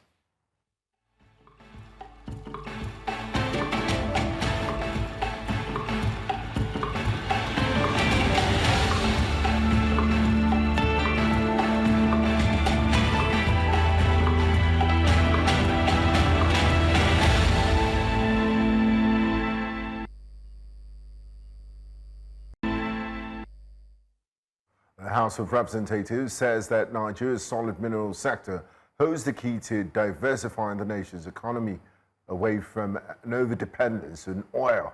This was during a public hearing on 12 bills seeking to reform the sector. News Central correspondent Idong Joseph filed this report. The Speaker of the House of Representatives, Abbas Tajuddin, described the solid minerals sector as a strategic pillar for national development and economic transformation.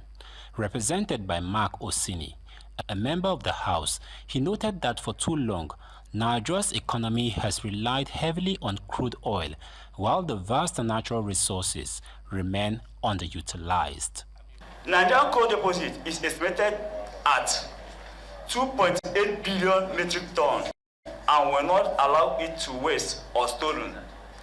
There is therefore an urgent need to revive the coal industry to enable us to generate enough power for domestic and industrial use in the country.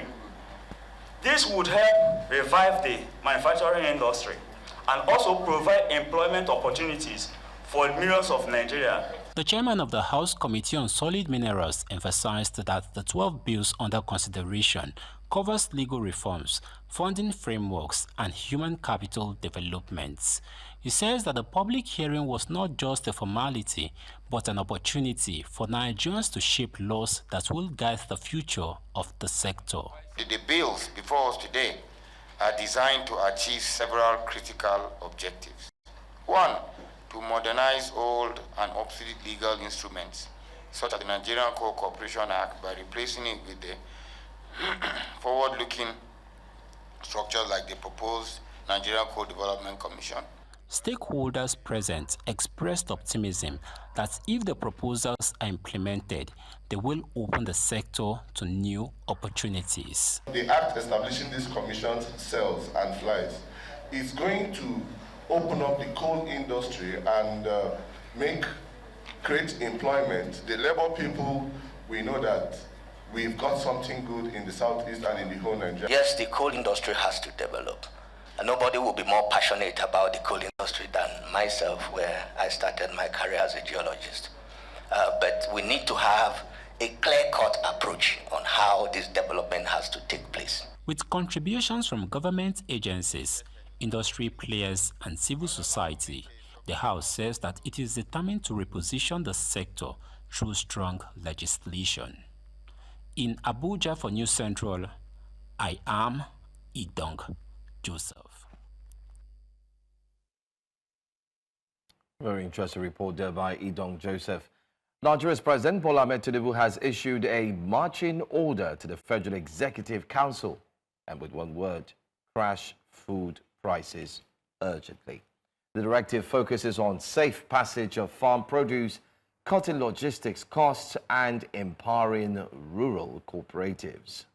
Now, the Minister of State for Agriculture and Food Security, Aliyu Abdullahi, disclosed this on Wednesday at a capacity-building workshop for Senate correspondents in Abuja. But will this be another policy pronouncement that fades or a turning point in Nigeria's fight against food inflation? Join us this morning for this discussion is economist and development expert, Dr.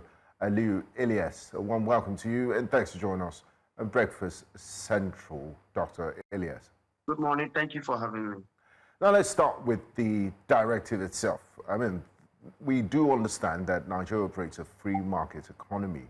What do you make of President Bola Ahmed Tinubu's pronouncement to the Federal Executive Council saying food prices must crash in economic terms? How do you interpret such a pronouncement? Is it even possible? Right. I think it's a good one for the president to say that they should crash the prices. But I'd like to take your mind back to 2023. Specifically August 2023, President Bola Ahmed Tinubu declared state of emergency on food security. And with that, we have not seen major difference. So we're also looking at this with cautious optimism, simply because if you look at even Nigerian inflation, the inflation is actually decelerating, while the food component is accelerating. And if you look at the food basket, basket of inflation, food is about 52%. So food is a major problem in Nigeria. And if you also look at the Nigerian populace, we expend over 65% of our income on food. So it's what is urgent that the president needs to do. But the thing is he going to actually reflect what he actually said? That's what we need to look into critically. Okay, looking at it critically, the government is targeting logistics and not forgetting to also looking at safe passage of farm produce across transportation routes. Notwithstanding too, they're also looking at ensuring that food can just be possibly everywhere. And we do understand the insecurity challenges that the farmers are faced with. But let's look at it from the economic aspect. Should this happen, what will this do, especially to the resellers, those who are just at the forefront of ensuring that the prices remain the same? Because what we see now, Doctor, is that when the produce do leave the farm, before they get to the consumers, the price levels changes from different areas, from point A to point B. How do we ensure that with this directive, the price points, or better still, while the food is being moved, the prices would likely not be too high for Nigerians to purchase or buy? Right. The price of products or food prices in Nigeria is a function of the economy, status of the economy in Nigeria. There's one thing that is critical that we must look at critically.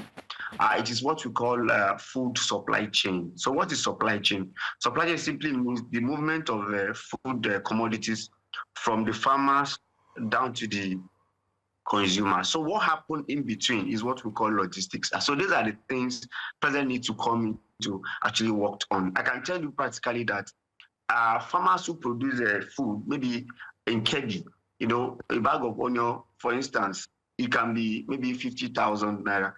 Transporting such commodity down to Abuja, to Lagos, to other places, it becomes double or triple, simply because of the supply chain problem. But when we talk about supply chain, what actually brings about this supply chain problem? It's the cost of transportation. And what brought about cost of transportation is because of removal of fuel subsidy. You recall that government has actually put a lot of things in place, but they are not enough. What have they put in place? One is CNG. I can tell you, for my car, I tried to convert my car because I want to have more purchasing power, because I want to have more disposable income in the last 9 months. Yes, Doctor, you there? Go ahead, please. At the cost of about 950,000, hoping that to actually have. Sorry, we lost you there for a second. Sorry. You said you decided to convert your car. So what happened? Right. I'm actually saying that I converted my car to CNG because I want to have more purchasing power. Now, if I now go to the queue now, for the past 4 months, I've decided not to go there again, but it will take me about 4 hours, which is about 1 hour. The same thing is happening to agricultural produce. When government said they are going to provide alternative to transportation, that simply means that a farmer, if he can transport that food, using CNG, to the consumer, it's much more reduced. So until government look at that supply chain area and look at the cost of transportation, which is the major problem now, it is the problem. So it is not the food that is that expensive, but the cost of transporting it.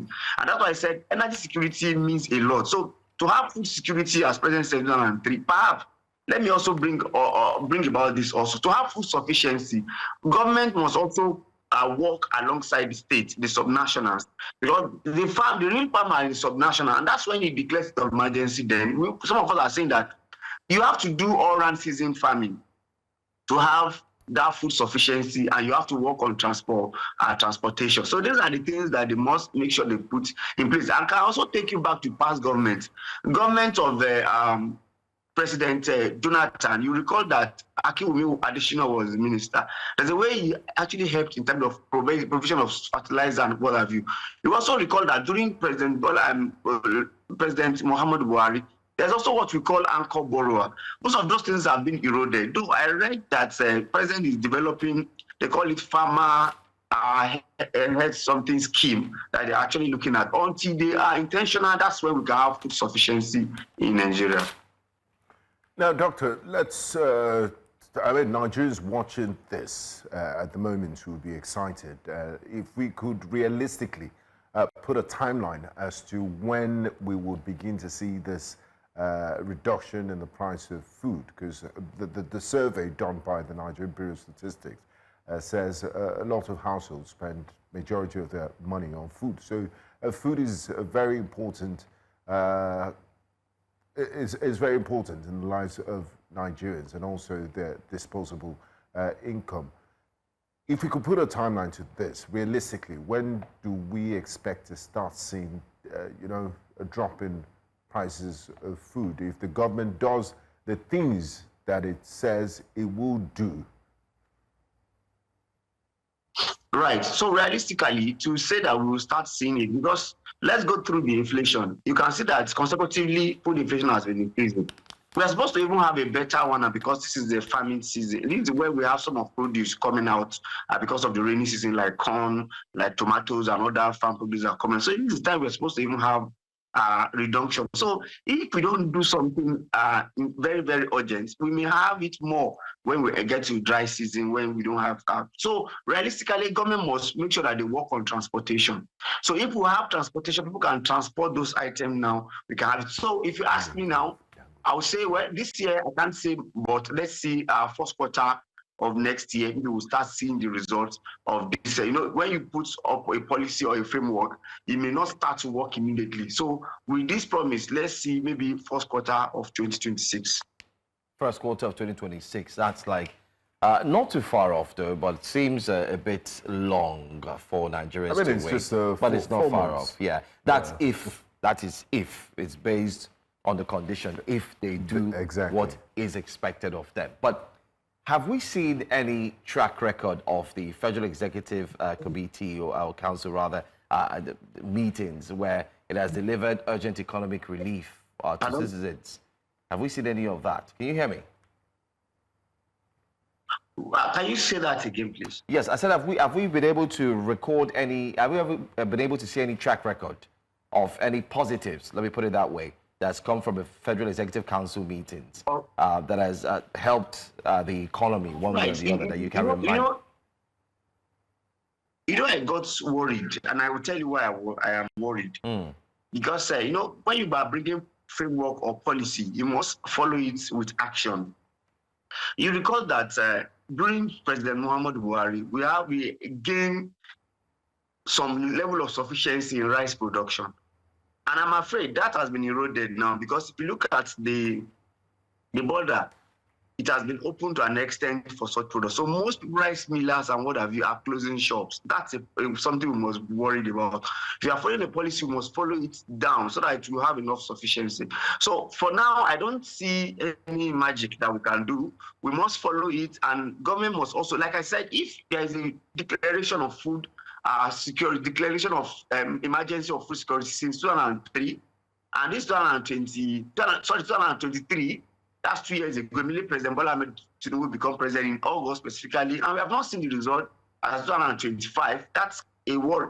We need to worry. And what did I say? That when you declare state of emergency or you want to crash price, the only way you can crash price is to make it easy for farmers to actually farm. Is for you to create all-round season farming. Is for you to make the supply chain, the food supply chain, also much more easier. These are the things that will crash the food. No matter how people import or what have you, it's going to be a future problem. So the best thing is for us to actually find a way to cushion this effect of transportation. I can tell you, transportation with about 70% problem of food price in Nigeria. Interesting. And also, I want to take you up on something you said now, that because the government has looked at the short-term measure of opening the borders to food importation, rice millers complaining, or some rice mills have closed. Could you expand on that? Because looking at it on the surface, we seem to have, we can't meet the demands for food. We don't have enough, we're not producing enough food to take care of the population. And that's why the government thought in the best interest to open up these borders to food importation. And now you're saying that some rice mills are closing because of competition from importers. Could you shed more light on this, please? Right. I think it's counterproductive for you to say because you want to put sufficiency, you're going to open your border. It's quite counterproductive. That means you'll be susceptible and you are going to be looking at global conditionalities. But if it is local and you make sure that your people are empowered to produce more, remember, when people produce more in your local economy, your GDP will rise, people have more money, purchasing power will be high, and there will be more markets in your environment. We are supposed to be an exporter because we are much more agrarian in nature in Nigeria. So that's why we must not consider opening border. We must consider looking at the anchor border, those policies or framework that can make people to farm, people to go back to farm and also farm in a large manner, not a subsistence farm. We must also mechanize those areas. So these are what we should do that will have long-term advantage to Nigeria. But opening border because of the temporary measure, and you are eroding the gain you have achieved earlier, it's counterproductive. So for me, I think we should be self-sufficient in terms of But this self-sufficiency you talk about is not in any way helping us to remain sufficient, because Nigerians are still struggling.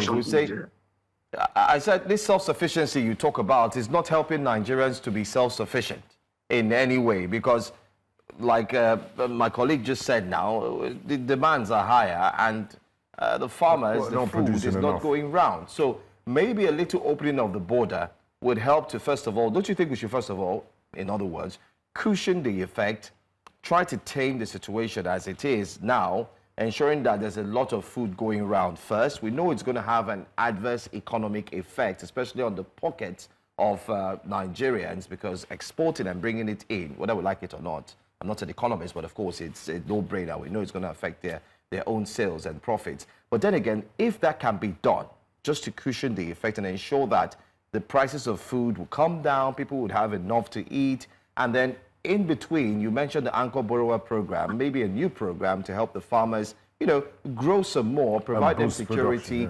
Maybe after a period of time, then the borders can be looked into to being shut again. Don't you think that should be the first thing or the right thing for us to do? Right, and as an economist, the negative externalities is beyond what we are looking as immediate solutions. And I will tell you now, to even export into Nigeria is very expensive. Remember the excise duty and what have you. So if it is expensive and the price is going to be transferred to the consumer, that's why things are expensive. You know, when you talk about all-round season, it doesn't cost that much. When you talk about mechanized farming, it doesn't cost that much. All you need to do is to encourage and have a framework that will key most governors, most states, and most farmers into this policy and bring it about. You know, if you continue to do it, that means you are also shifting the problem. So the negative externalities is beyond the immediate solution. So you must make sure that okay, imagine 2023. If we have that all-round season farming up till now, we would have something in our silos to even bring out when there is shortage. So bringing in opening border is a negative thing that we must not even think of. We must make sure that we continue to empower people through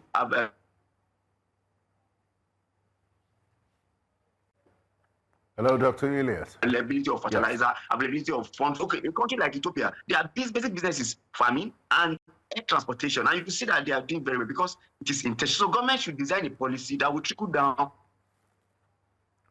from the federal government to the state, from the state to the local government, so people can actually key into farming and we can be self-sufficient in terms of food.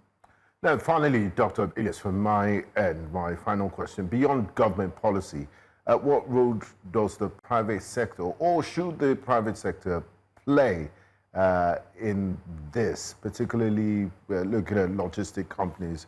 You did mention transportation, agro-allied industries and financial institutions. What role can they play in stabilizing food prices in the country? Right. So most people in the food supply chain or food, industry or people that are engaged in farming. So there's what we call groupage. What we call groupage in logistics. So what we call groupage simply means that when you are doing transportation or shipping of items, don't do it only you. There's a need for you to start coming together so that you will not be paying more for the small space you occupy. But if you are doing it in group, you can easily transport those items. I think we have KB Lagos doing such thing in terms of rice, where KB rice is being coming together in terms of groupage and ship it down to Lagos. So private sector must also bring their game in terms of supply chain, supply chain skill to actually make sure that they can move items from one place to the other without being expensive. That's the only way, and that's why we're talking about CNG. If government can also create a kind of window for Nigerians that, okay, if you're a farmer, these are buses that are available for you from a state to a state to move food items. And that's why we always said that our range should be functioning well. We should create more so that people can move items through those other alternatives. So it will be multimodal transportation system. We will not rely on using a PMS or using gas to transport our food item. I think that's what we need to do. We must create a kind of a system that will make the movement of farm produce from one place to the other much more cheaper compared to what it is now. Thank you so much, Dr. Aliyu Ilias, for speaking with us. We look forward to see the possibility of adhering to the presidential's directive, and maybe that will solve all our problems. Thank you for your time. Thank you. Thanks for talking to us. Thank you for having me. Let's tell you that the controversial, 5% fuel surcharge has continued to stir public debate across the country. And many Nigerians believe it is a fresh tax introduced by the president's administration and currently a burden on citizens. However, the federal government is disputing this position, by the way. They're saying that the surcharge has always existed under the law. Well, News Central's House correspondent Bettina Nwelih tells us more. The public has been agog since the news of a 5% fuel surcharge in Nigeria's new tax laws. Recently, during a training with the members of the State House Press Corps in Abuja, the chairman of the Presidential Committee on Tax Reforms, Taiwo Oyedele, gave more details of the charge, saying that it has existed before the advent of the current administration. He says that the provision has been embedded in the Federal Roads Maintenance Agency Amendment Act of 2007. This surcharge is not new. The surcharge have always been in the FEMA Acts. the Federal Road Maintenance Agency Act was amended in 2007, and the 5% surcharge was included in that amendment. So it was a law that has been around with us for about 18 years. Speaking further, Oyedele adds that the surcharge does not take effect automatically with the new tax laws, but will only commence when the Minister of Finance issues an order published in the official gazette as stated under Chapter 7 of the Nigeria Tax Act 2025. So the minister said yesterday that the new tax laws will commence in on January 1st, 2026, but that the surcharge will not commence automatically with the tax reform laws. Because inside those tax reform laws, it has that provision that says this surcharge shall not commence. If that language was not there, the surcharge will commence automatically when the tax law take effect. But because it is not meant to commence automatically, then there's a provision under that section. While authorities say the surcharge is designed as a dedicated fund for road maintenance and infrastructure, it remains to be seen how these taxes will be effectively used for the betterment of the well-being of all citizens. In Abuja, for News Central, Bettina Nwelih. Wonderful report there. So it's not a new tax like we heard. We'll go on a quick break. When we come back, we have breakfast headlines coming up next here on News Central.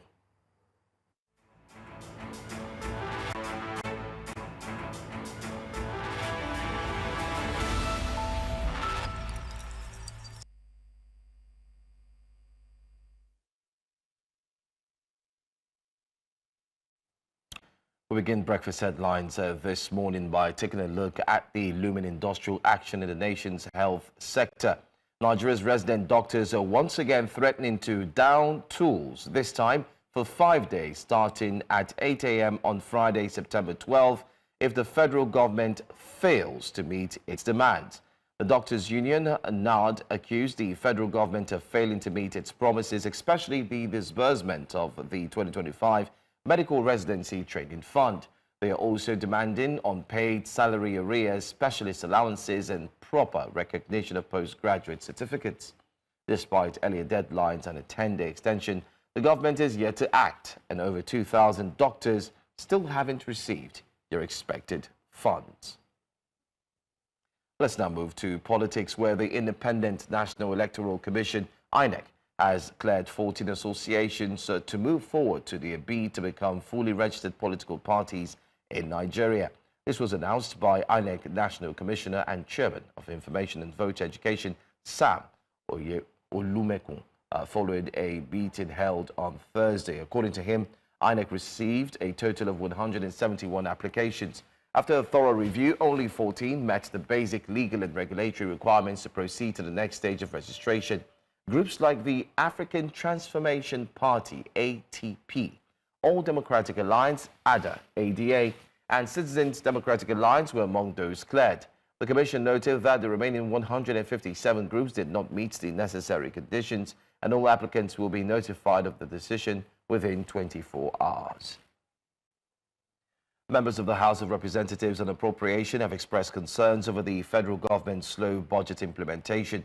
Chairman of the House Committee on Appropriation, Abubakar Bichi, spoke in Abuja on Wednesday after a closed-door meeting with Wale Edu, Minister of Finance, and Atiku Bagudu, his budget and national planning counterpart. The National Assembly had, in December, extended the implementation of the capital component of the 2024 budget to June 2025, following President Bola Tinubu's request. The federal government said the extension was intended to optimize capital expenditures and enable the completion of infrastructure projects. In June, with only a few days left to the deadline and many projects still uncompleted, the National Assembly extended the deadline for another 6 months to December 2025.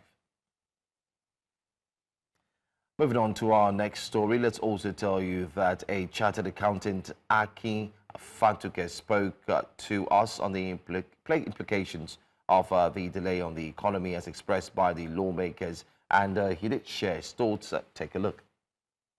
If you do the C page, that is, we can see through the shroud of why 2 extensions will have been granted, and we, in words of Mr. Wale Edun, hopefully we should examine that and see whether we can believe it or not. The 2024 budget has been implemented up to about 70%, 80%. How do we know this is true? For me, as an accountant and as a realist, I look at 2 indices. The budget implementation report has not come to light. I think the last we saw was the 3rd quarter of the one that we saw was the one that was done for the 3rd quarter of last year, looking at the previous budget. In a move that will bring relief to millions of Nigerians, the federal government has officially revoked the 5% excise duty on telecommunications services covering both voice calls and data. The Executive Vice Chairman of the Nigerian Communications Commission, Dr. Aminu Maida, confirmed the development, stating that President Bola Ahmed Tinubu ordered the tax removal during discussions around the newly passed Finance Act. The tax, introduced in 2022 under former President Muhammadu Buhari, faced heavy criticism from telecom operators and consumer groups who said it placed additional strain on citizens already grappling with rising costs.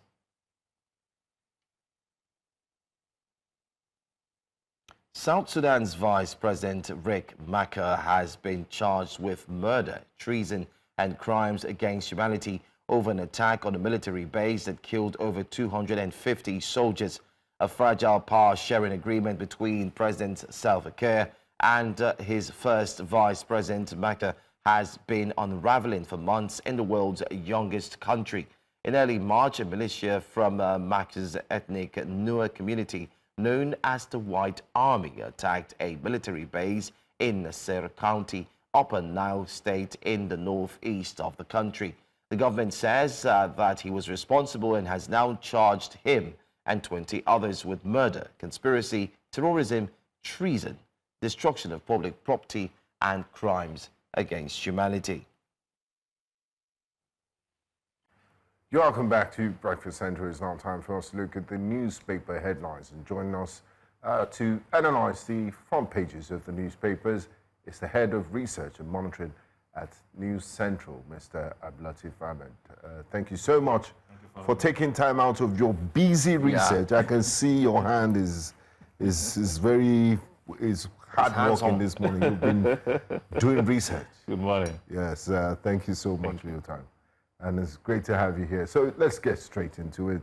The Punch newspaper, the headline there says, New Peng Dangote clash as tanker drivers deal collapses. What's really going on here? Didn't we hear the other day that they reached an agreement and now I guess like they say, the devil is in the detail.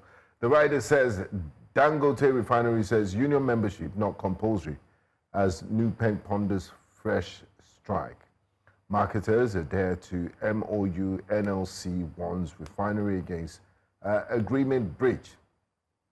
5.6 trillion naira debt. Energy crisis looms as gas firms halt supply. Court summons Mark others over ADC leadership tussle. A political party that just started, that was just registered on INEC. They're already fighting. Yeah. They're already involved in courts. We'll get there very soon. Supporters await Fubara's London return ahead of resumption. He's gone to London to clear his head and is about to make a triumphant entry back to Port Harcourt, a Jerusalem-like entry next week. So we'll see how that goes. And Jonathan Obi hold closed-door meetings. Interesting news there. INEC shortlists 14 new party applicants. Disqualifies 157. Wow. Well, the numbers keep rising. So there's a lot that we're unpacking, but let's start from the last one, which is about Fubara returning from London. Why is it that London seems to be the place where all of these political players, prefer to vacation at, stay, and then return like they've gone to discover some, some wise nuggets to share or to What is it about London? What is it about London? Sage that lives in London. So they get inspired from. Sage. Okay, then in any case, we are hoping that his return will bring some tranquility in the state. It seems relatively peaceful at the moment, but nobody knows if it's the peace of the graveyard until he comes in and other political players. Do you think supporters will celebrate him when he returns? It's natural. Most times, politicians have a way of galvanizing the system. Or do you think they're disappointed at his capitulation? Capitulation. Yes. Well, you He cannot. I mean, he left as a lion. Now he's coming back maybe as a pussycat. It depends, So sometimes it's better for you to retain your position as a governor. He was saying rah. Now he's coming back. Meow. Meow. So it depends on what he's intending to do. For him to have agreed to certain terms and conditions with his political godfather, there's a chance that he thinks of himself to say, I have 2 more years to. Does it not mean that his hands are tied? Well, for me, I think he made some political miscalculations. Sometimes before you strike, it will mean that you have the people behind you. And having reviewed his cards and Yes. shown his temperament, these estranged political godfathers will now know the kind of person he is. He is. I will not want to repeat the same mistake. But Absolutely. I guess, we don't have crystal balls in front of us. We'll get to see what happens. Now, Nupeng Dangote clash as tanker drivers deal collapses. Dangote refinery says membership not compulsory. And then the marketers they're also, Nupeng is also pondering fresh strike. How is that our business as regular Nigerians? Why do we have to suffer? Why are they threatening to pull the plug on fuel supply across the country because of their dealings with a private business? Yeah, so the issue with Nupeng is it's a union, a union that seems to put some pressure on the players in the system. What it is insisting on is that those who work with Dangote should belong to them, and Dangote is saying it is optional. It should be a thing of choice. You cannot make it forceful for people to do that. And by the way, Nupeng collects certain charges from tanker owners, membership fees. Yeah. And then Dangote's argument is that some of its staff belong to another association. So if you say that they are not allowed to join unions, it's not entirely true. It's just that there are several unions that they could belong to, and so they're trying to do what they can to ensure that the frustration gets to all Nigerians, which should ordinarily not be. We've enjoyed some level of stable petrol supply in the past few months. It should not be that we scuttle that and then at the caprices of union members. That's right. Anyway, let's look at this other story very quickly. Jonathan Obi hold closed-door meetings. It sparked a lot of conversations online everywhere. And I don't know if we have the pictures as well. Yeah. Their footage, their pictures that are circulating online, which shows the former president and the former presidential candidate shaking hands and all smiles. Better still, going into that closed-door meeting, sending shivers down the spine of some very interested political party members. Yeah, what do you make of this meeting of political gladiators? It's fine. I mean, it's their thing. They will always meet, be it publicly or behind closed doors. But it is interesting that this meeting is holding because we are just about 16 months to the next election.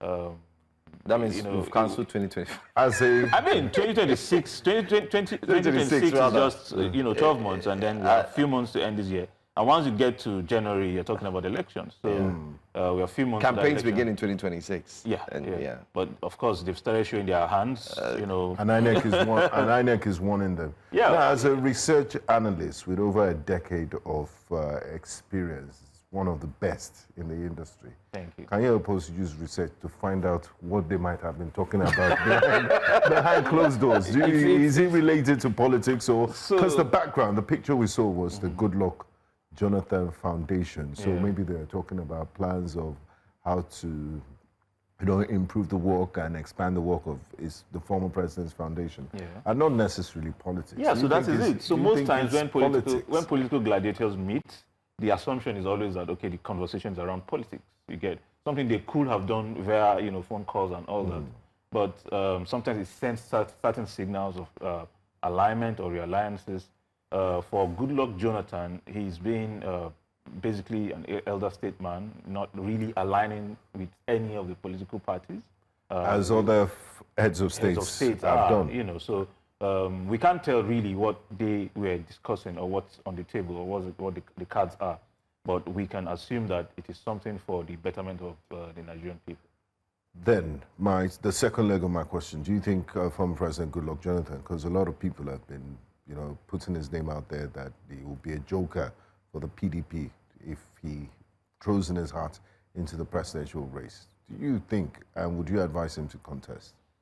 I will not advise him to contest, considering how fractured PDP is at the moment. When he lost the election in 2015, PDP was still a little more robust than what it is now. At the moment, it is fractured. His home base is not intact.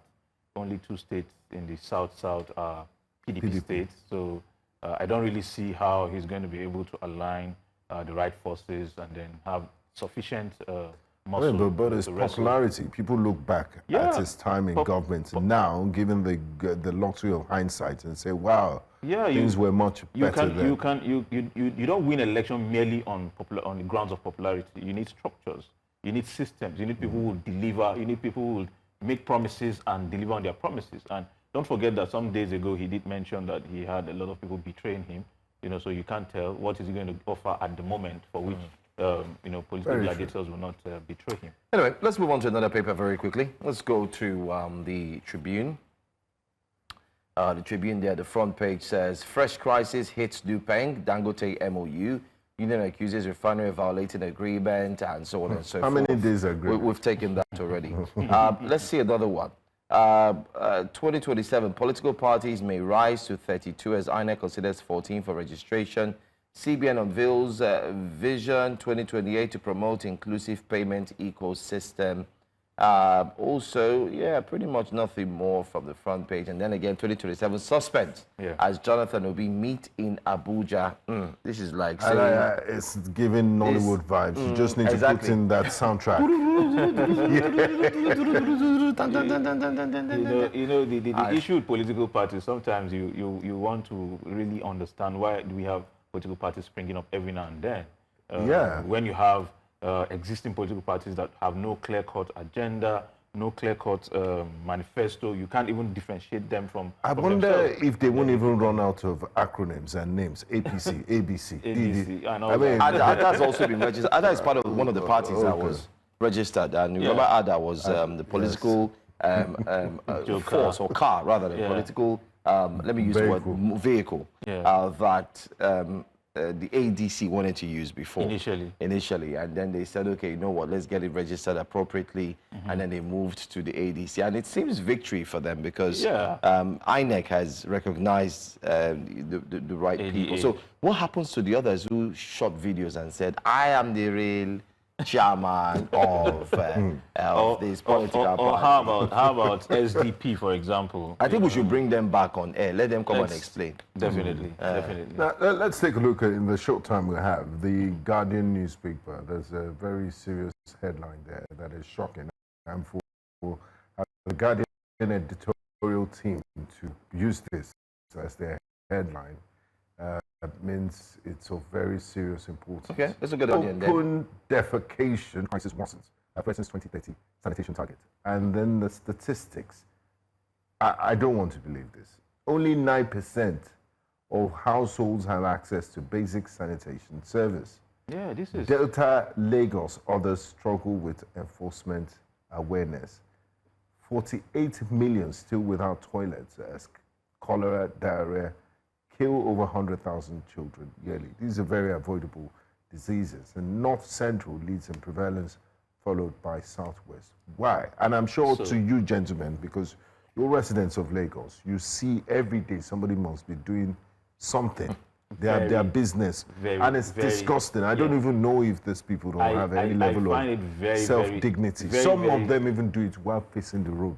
See, there was this time one of our reporters was, passing through the Third Mainland Bridge, and I think there were 3 or 4 persons who were doing their business in the open. You know how disgusting it is for you to have your child in the vehicle, seeing an unsightly thing like that. So the problem with Nigeria, the problem with Nigeria is that a lot of Nigerians have disrespect for the environment. They assume that the environment is just one, that place where there's no connection between you and the environment. Meanwhile, the environment is an extension of us. Yeah. If you disrespect the environment by not channeling your water correctly, when rain comes, it returns everything you've thrown into the environment back into your rooms. I was saying it. It empties, graveyards into your rooms. Whatever it is you have done to the environment, it returns to you, your veranda, your rooms, your roads. So imagine you being stuck in a road, that has half of it is just, excrements emptying back into the street. So open defecation is a problem because we have not, made it something we penalize. When you get people doing this, are there options? And in fairness to these people, they say it's called answering the call of nature. Nature can call you at any time. Yes, but why have you observed? Yeah, but have you observed that even in Lagos, one of the most populated states, or about the most populated states in Nigeria, it's difficult for you to get places where public toilets. Decent public toilets. The public toilet tour is an eyesore. So, but there has to be decent public toilets. That you might catch a disease if you by using. So there's a lot of the availability of it. Yeah, there's a lot. And then before it used to be 50 naira. Now here it's 250. So you calculate. And shout out to fast food restaurants that have been doubling as public toilets. Exactly. A lot of people, banks. Or banks, yeah. Some of them now they no longer pay attention to. They remove the tissue. They remove the water. So you enter the money. They have a monitoring spirit. You have to buy something. Or you have to buy. But we have to do better. Pie. We have to do better because the more you have all of these things happening. This guy is speaking from experience. The more you have these things happening, it affects the health ecosystem. People absolutely. But former governor of Lagos State did enforce this at some point. I mean, there was a jail penalty. Yeah. For public defecation and smoking in public. I wonder what happened to that. That's the problem with Nigeria. I think we have so many laws. Implementation is the issue. Has always been challenged. Let's look at another story. And we should have model public toilets, please, proper ones. Not the types. That's why local government should be put to task. Yes, that's where the local government. Yeah, I agree. I like the graphic narration on the front page of the Guardian, Benga, on this topic we're just having now. Only 9% of households have access to basic sanitation services. Delta, Lagos, others struggle with enforcement awareness. And then you have others to North Central leads in prevalence, followed by Southwest. And you will see them in public, just answering the call in the full glare of every single individual that's passing by, telling you if you like it or not, take it. This is what we have to do. Mr. Abdul Latif, let's take our final story. Appeal Court orders Chief Registrar to confiscate crude on board. Okay, that's a crude story.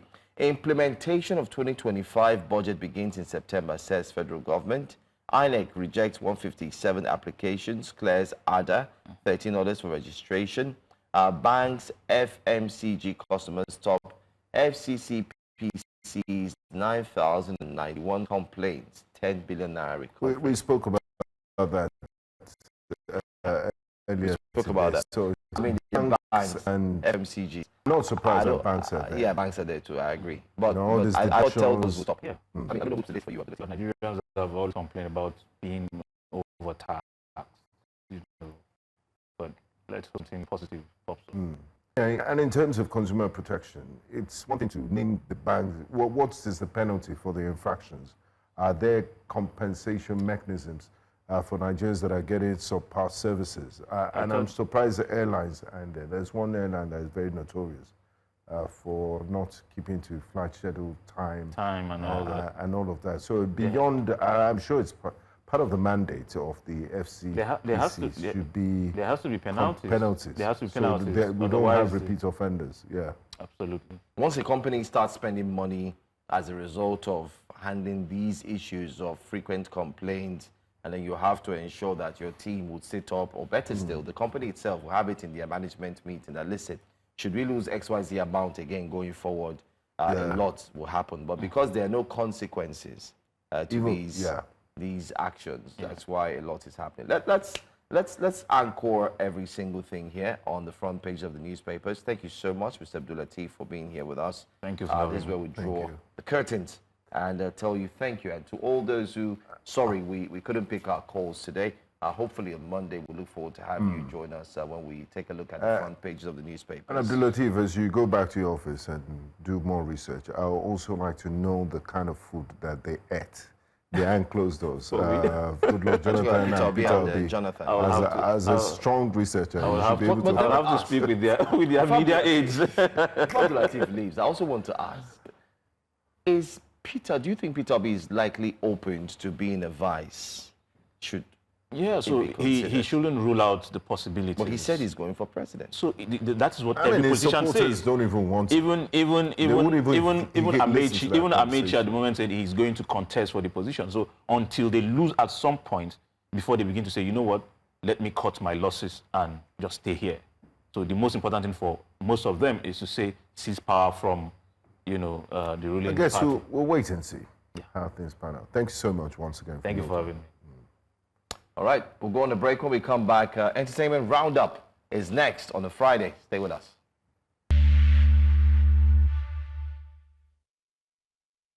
The weekend is upon us, and here it is. And we do have one man who has joined us to bring us the latest from the world of entertainment, because we've thought to make it lighter so we can end the breakfast on a lighter note, especially having talked so tough from politics from Monday all to the way to Friday. Anyway, yeah. Adele is here with us. Was good. AKA Voice of God. You know how it is. Yeah, good to see you. Good to see you guys. Good to see you guys. Well, let's talk about some things that are happening in the entertainment space throughout the week. And quickly, I'm just going to bring you up to speed. So this week, the Entertainment Roundup will take a quick swipe at the biggest stories in entertainment that got fans buzzing. All right, so let's jump right into it. Now, first off, let's start with Naira Marley. Right. So Naira Marley, a dramatic scene unfolded at Naira Marley's concert in Benin Republic when a fan stormed the stage to what looked like an attempt to attack the Malian music boss. In a viral video, the singer was mid-performance when the intruder suddenly charged towards him. Luckily, security along Marley's associate Sam Larry intercepted, restraining the man and escorting him off stage before things could get messy. Now, showing his playful side, Naira Marley later reposted the clip on X with a cheeky caption that says, "The moment I got attacked on stage, see Baba Onirure." So yes, this was what happened at, you can see from the video right there what happened exactly on the scene of the event. Let's just quickly check it out.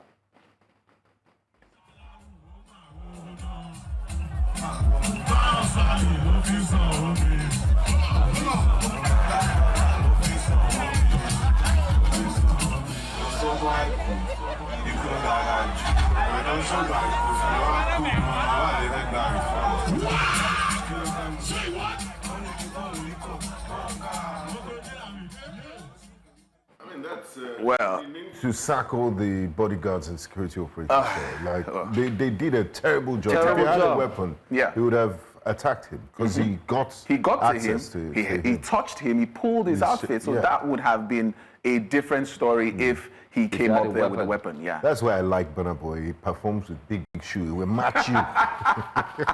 He will kick you back to where you're coming from. Shine boots, Lori. But it created a whole lot of buzz on social media. Like you said, if that person had a weapon, what would have happened? And the story would have been totally different from what we saw right there. I wonder why the editors, your producers, was flashing pictures of Mohbad. Yes. Maybe that is the spirit. He came in through that guy to attack him. Now, the reason why those pictures were there, because conversations came out that maybe That guy was a fan of Mohbad, and he was just trying to come up there to show like, yo, we're still not forgiving you for what we think you did. Well, he did a video explaining himself. Yes, recently. he did. He did recently. He came out to talk about the whole incident. That long video. Yeah, very long one. That Very long. docu video. Documentary. Documentary. Wow. Okay, so now let's move on to something else that got social media buzzing as well. South African breakout star Tyler bagged yet another major win, taking home the Best Afrobeat Award at the 2025 MTV Video Music Award for a smash hit, Push to Start. This created a lot of controversy because people were talking about it. This announcement came on Monday, sent some fans across the globe into celebration, and left others confused on how she would beat Afrobeat heavyweights like Rema, Burna Boy, Ashake, and Wizkid. Now, Tyler marked the milestone with gratitude and excitement on social media, and other African heavyweights like Ashake, Burna Boy, Rema, Thames, and Arasta also secured nominations on the awards, but they didn't go home with I don't think a win. MTV knows what they're doing. Is she even an Afrobeat artist to start with? Big question. Big question. South Africa. Yeah, because she herself, in one of acceptance speeches, came out to say she represents Amapiano. So how is she winning an Afrobeat award? I don't even understand. I don't even. It doesn't even. Or is it bad blood from Nigerians? Because we're used to winning, and we think, we've dominated the Afrobeat in this field, and we think it's ours, that it should always be a Nigerian thing. Because if you look at the origin of Afrobeat, it started from Fela, and Afrobeats now started from, with the Afrobeat with the S, now started with Nigerians and Ghanaians in the UK. So we still feel it's ours. So how would you give a South African who has come out to say she represents Amapiano and Afrobeats award? I mean, I'll be boycotting MTV till further notice. I'll be watching entertainment only on News Central. You see? That's my own form of protest. And I'll be watching it, especially when you are the one presenting, not Sam Dandy. Oh, please. You see, I have a keen supporter. Yes. Joe, what about you? I have no comment. Because this man is a leader. He will lead you into the dustbin and then run away. So be careful. But to be honest, yes. I think whether we like it or not, awards being given to Tyler, yeah, you could say maybe for a change. And sometimes I want to say these awards or the organization, sometimes they look for what would spring up conversations and then will lead to people talking. So and they the say, PR okay, aspect. Yes, the PR aspect. Oh, she won this, she won that. But let's not forget too that while she's claiming to do Afrobeats, if you listen to a song, you would judge correctly that award, let's be honest, she doesn't merit it. And I'm going to say it here clearly. Because if you talk about the origin, it's like saying myself, or it's like saying Burna Boy wins Best R&B Artist in the BET. Exactly. How does that make any sense? Okay, so even if he sings and says, sings whatever, or best and the song is so best sweet, country musician, best country musician, and then he wins. There will be questions like, okay, how? I mean, best gospel, because sometimes it says Oluwa Burna. Exactly, best gospel. I'm sure the gospel community will say, how? That you people have decided to kill the industry. So that it's exactly what's happening with this. So I mean, it's the same thing. That's the same way. Anyway. Yeah. So a lot of people also feel that it's a conspiracy against, Afrobeats and Nigeria. So, let's see. Do you expect the government to intervene? Yes, I think the government should intervene. It is ours. Afrobeats is for Nigeria, by Nigeria, and enjoyed around the world. Yeah. All right, so let's quickly move on as Afrobeat hitmaker Ashake is leveling up once again, sealing a fresh partnership with Alexa Perkins Management and creative agency Double 11. With over 5.6 billion global streams, he's one of Afrobeat's most streamed stars. His third album, Lungu Boy, ranked among Nigeria's top 20 most streamed projects, while he recently launched his label Giron Republic and announced his fourth album, Money, adding to the momentum. He landed a feature on Gunna's track Satisfaction. Industry watchers say this new deal cements Ashake's rise from Afrobeat sensation to global powerhouse, shaping the next era of African music. Any comments on What Ashake? do you make of this? I mean, there are people that look back at his time with YBNL. Yes. Those were his best years. And they're wondering if what this American influence and this new deal, maybe it would affect his level of creativity. Yeah. And from his appearance, you can see he's trying to be more a whole transformation. American, and you can see a whole transformation. But I Yeah. guess we'll have to wait for his body of work to come out, money, and Yes. before we can judge. But Yeah. on the surface, it looks good. It looks like growth. I think people need to understand, especially artists all through the years, that while you seek validation from the international community, you should remember that first of all, they came to you because of who you were and what you had, which is from your grassroots. And nobody would know an Ashake if not because of what he put out there from when he started. True. And then it becomes quite shocking that after you've gotten to that level or that height, you all of a sudden now transform. I mean, we've seen the likes of Wizkid do it. I mean, they were singing Pakurumo at some point. Wizkid was winding his waist on stage. And then he got there, and then he got there, then he had to change his music, and then he came up with the statement that, listen, he's diverse. Yes. Even Rema. Is diverse. Even Rema. At some point, you go there, you change your music. So we understand. But I wouldn't say Rema did it fully. I would say he just had a feature. I mean, if you do features and then you tweak the feature, it's fine, because he has a new song where he's shouting. I don't understand. Wow, what he's shouting about. I mean, yeah, he's shouting. I mean, it's too noisy. Okay. If you're trying to keep calm. It's Kelebu. I'm like, what is it? Who is removing? I mean, Gen Z, that's what they like. Oh, yeah, that's what they like. It appeals to Gen Z. But I'll be honest, I think for Ashake, while you want to be accepted by the West, let's not forget that keeping the true content, which is the one that brought you out there, the African content, originality really matters. Your originality. That's why a Nice would have sang originality. A Face would have sang it with originality. Maybe they didn't win a Grammy, but I mean. But they said they would, so we're still waiting. But from his feature with Ghana, and from his sound, the new features he's been doing, what do you? Well, is it different? Well, it's not totally different, but he's, like Joe said, he's trying to appeal to a wider audience. So he toned it down a bit on the streets, Naija kind of Ashake we used to. But there's still Yoruba. But there's still Yoruba in there. Well, let me do the calculation. You want to do the calculation to see? Dollar is how much now? 153. 153. 1,500. You will switch. He will switch because of how much it's gonna.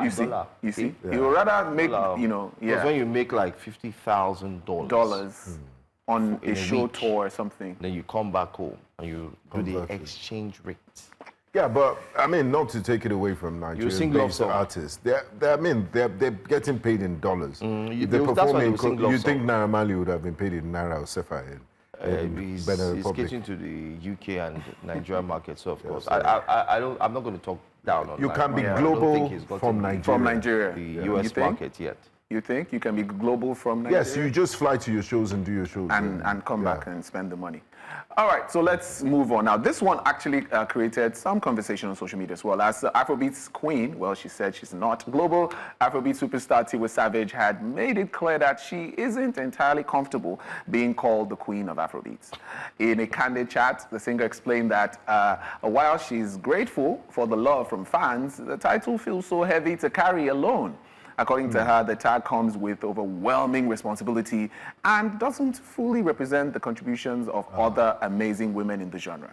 She added that, she's quite humble. Yeah, she's quite humble. And she also said that, it takes a lot, and even though she was one of the pioneers of Afrobeats from here, as the ladies who put us on that. Sasha P was there before. Yeah, Sasha P was a rapper. Okay, rapper. She was a rapper. So Tiwa was one of those ladies that put us on the map internationally for Afrobeats. But yeah, that's what she's saying. So what do you think? She doesn't want to be labeled as the queen. I think she said the right thing. It's true. And let's leave it at that. She's true. You can't call her the queen of Afrobeats. Fact.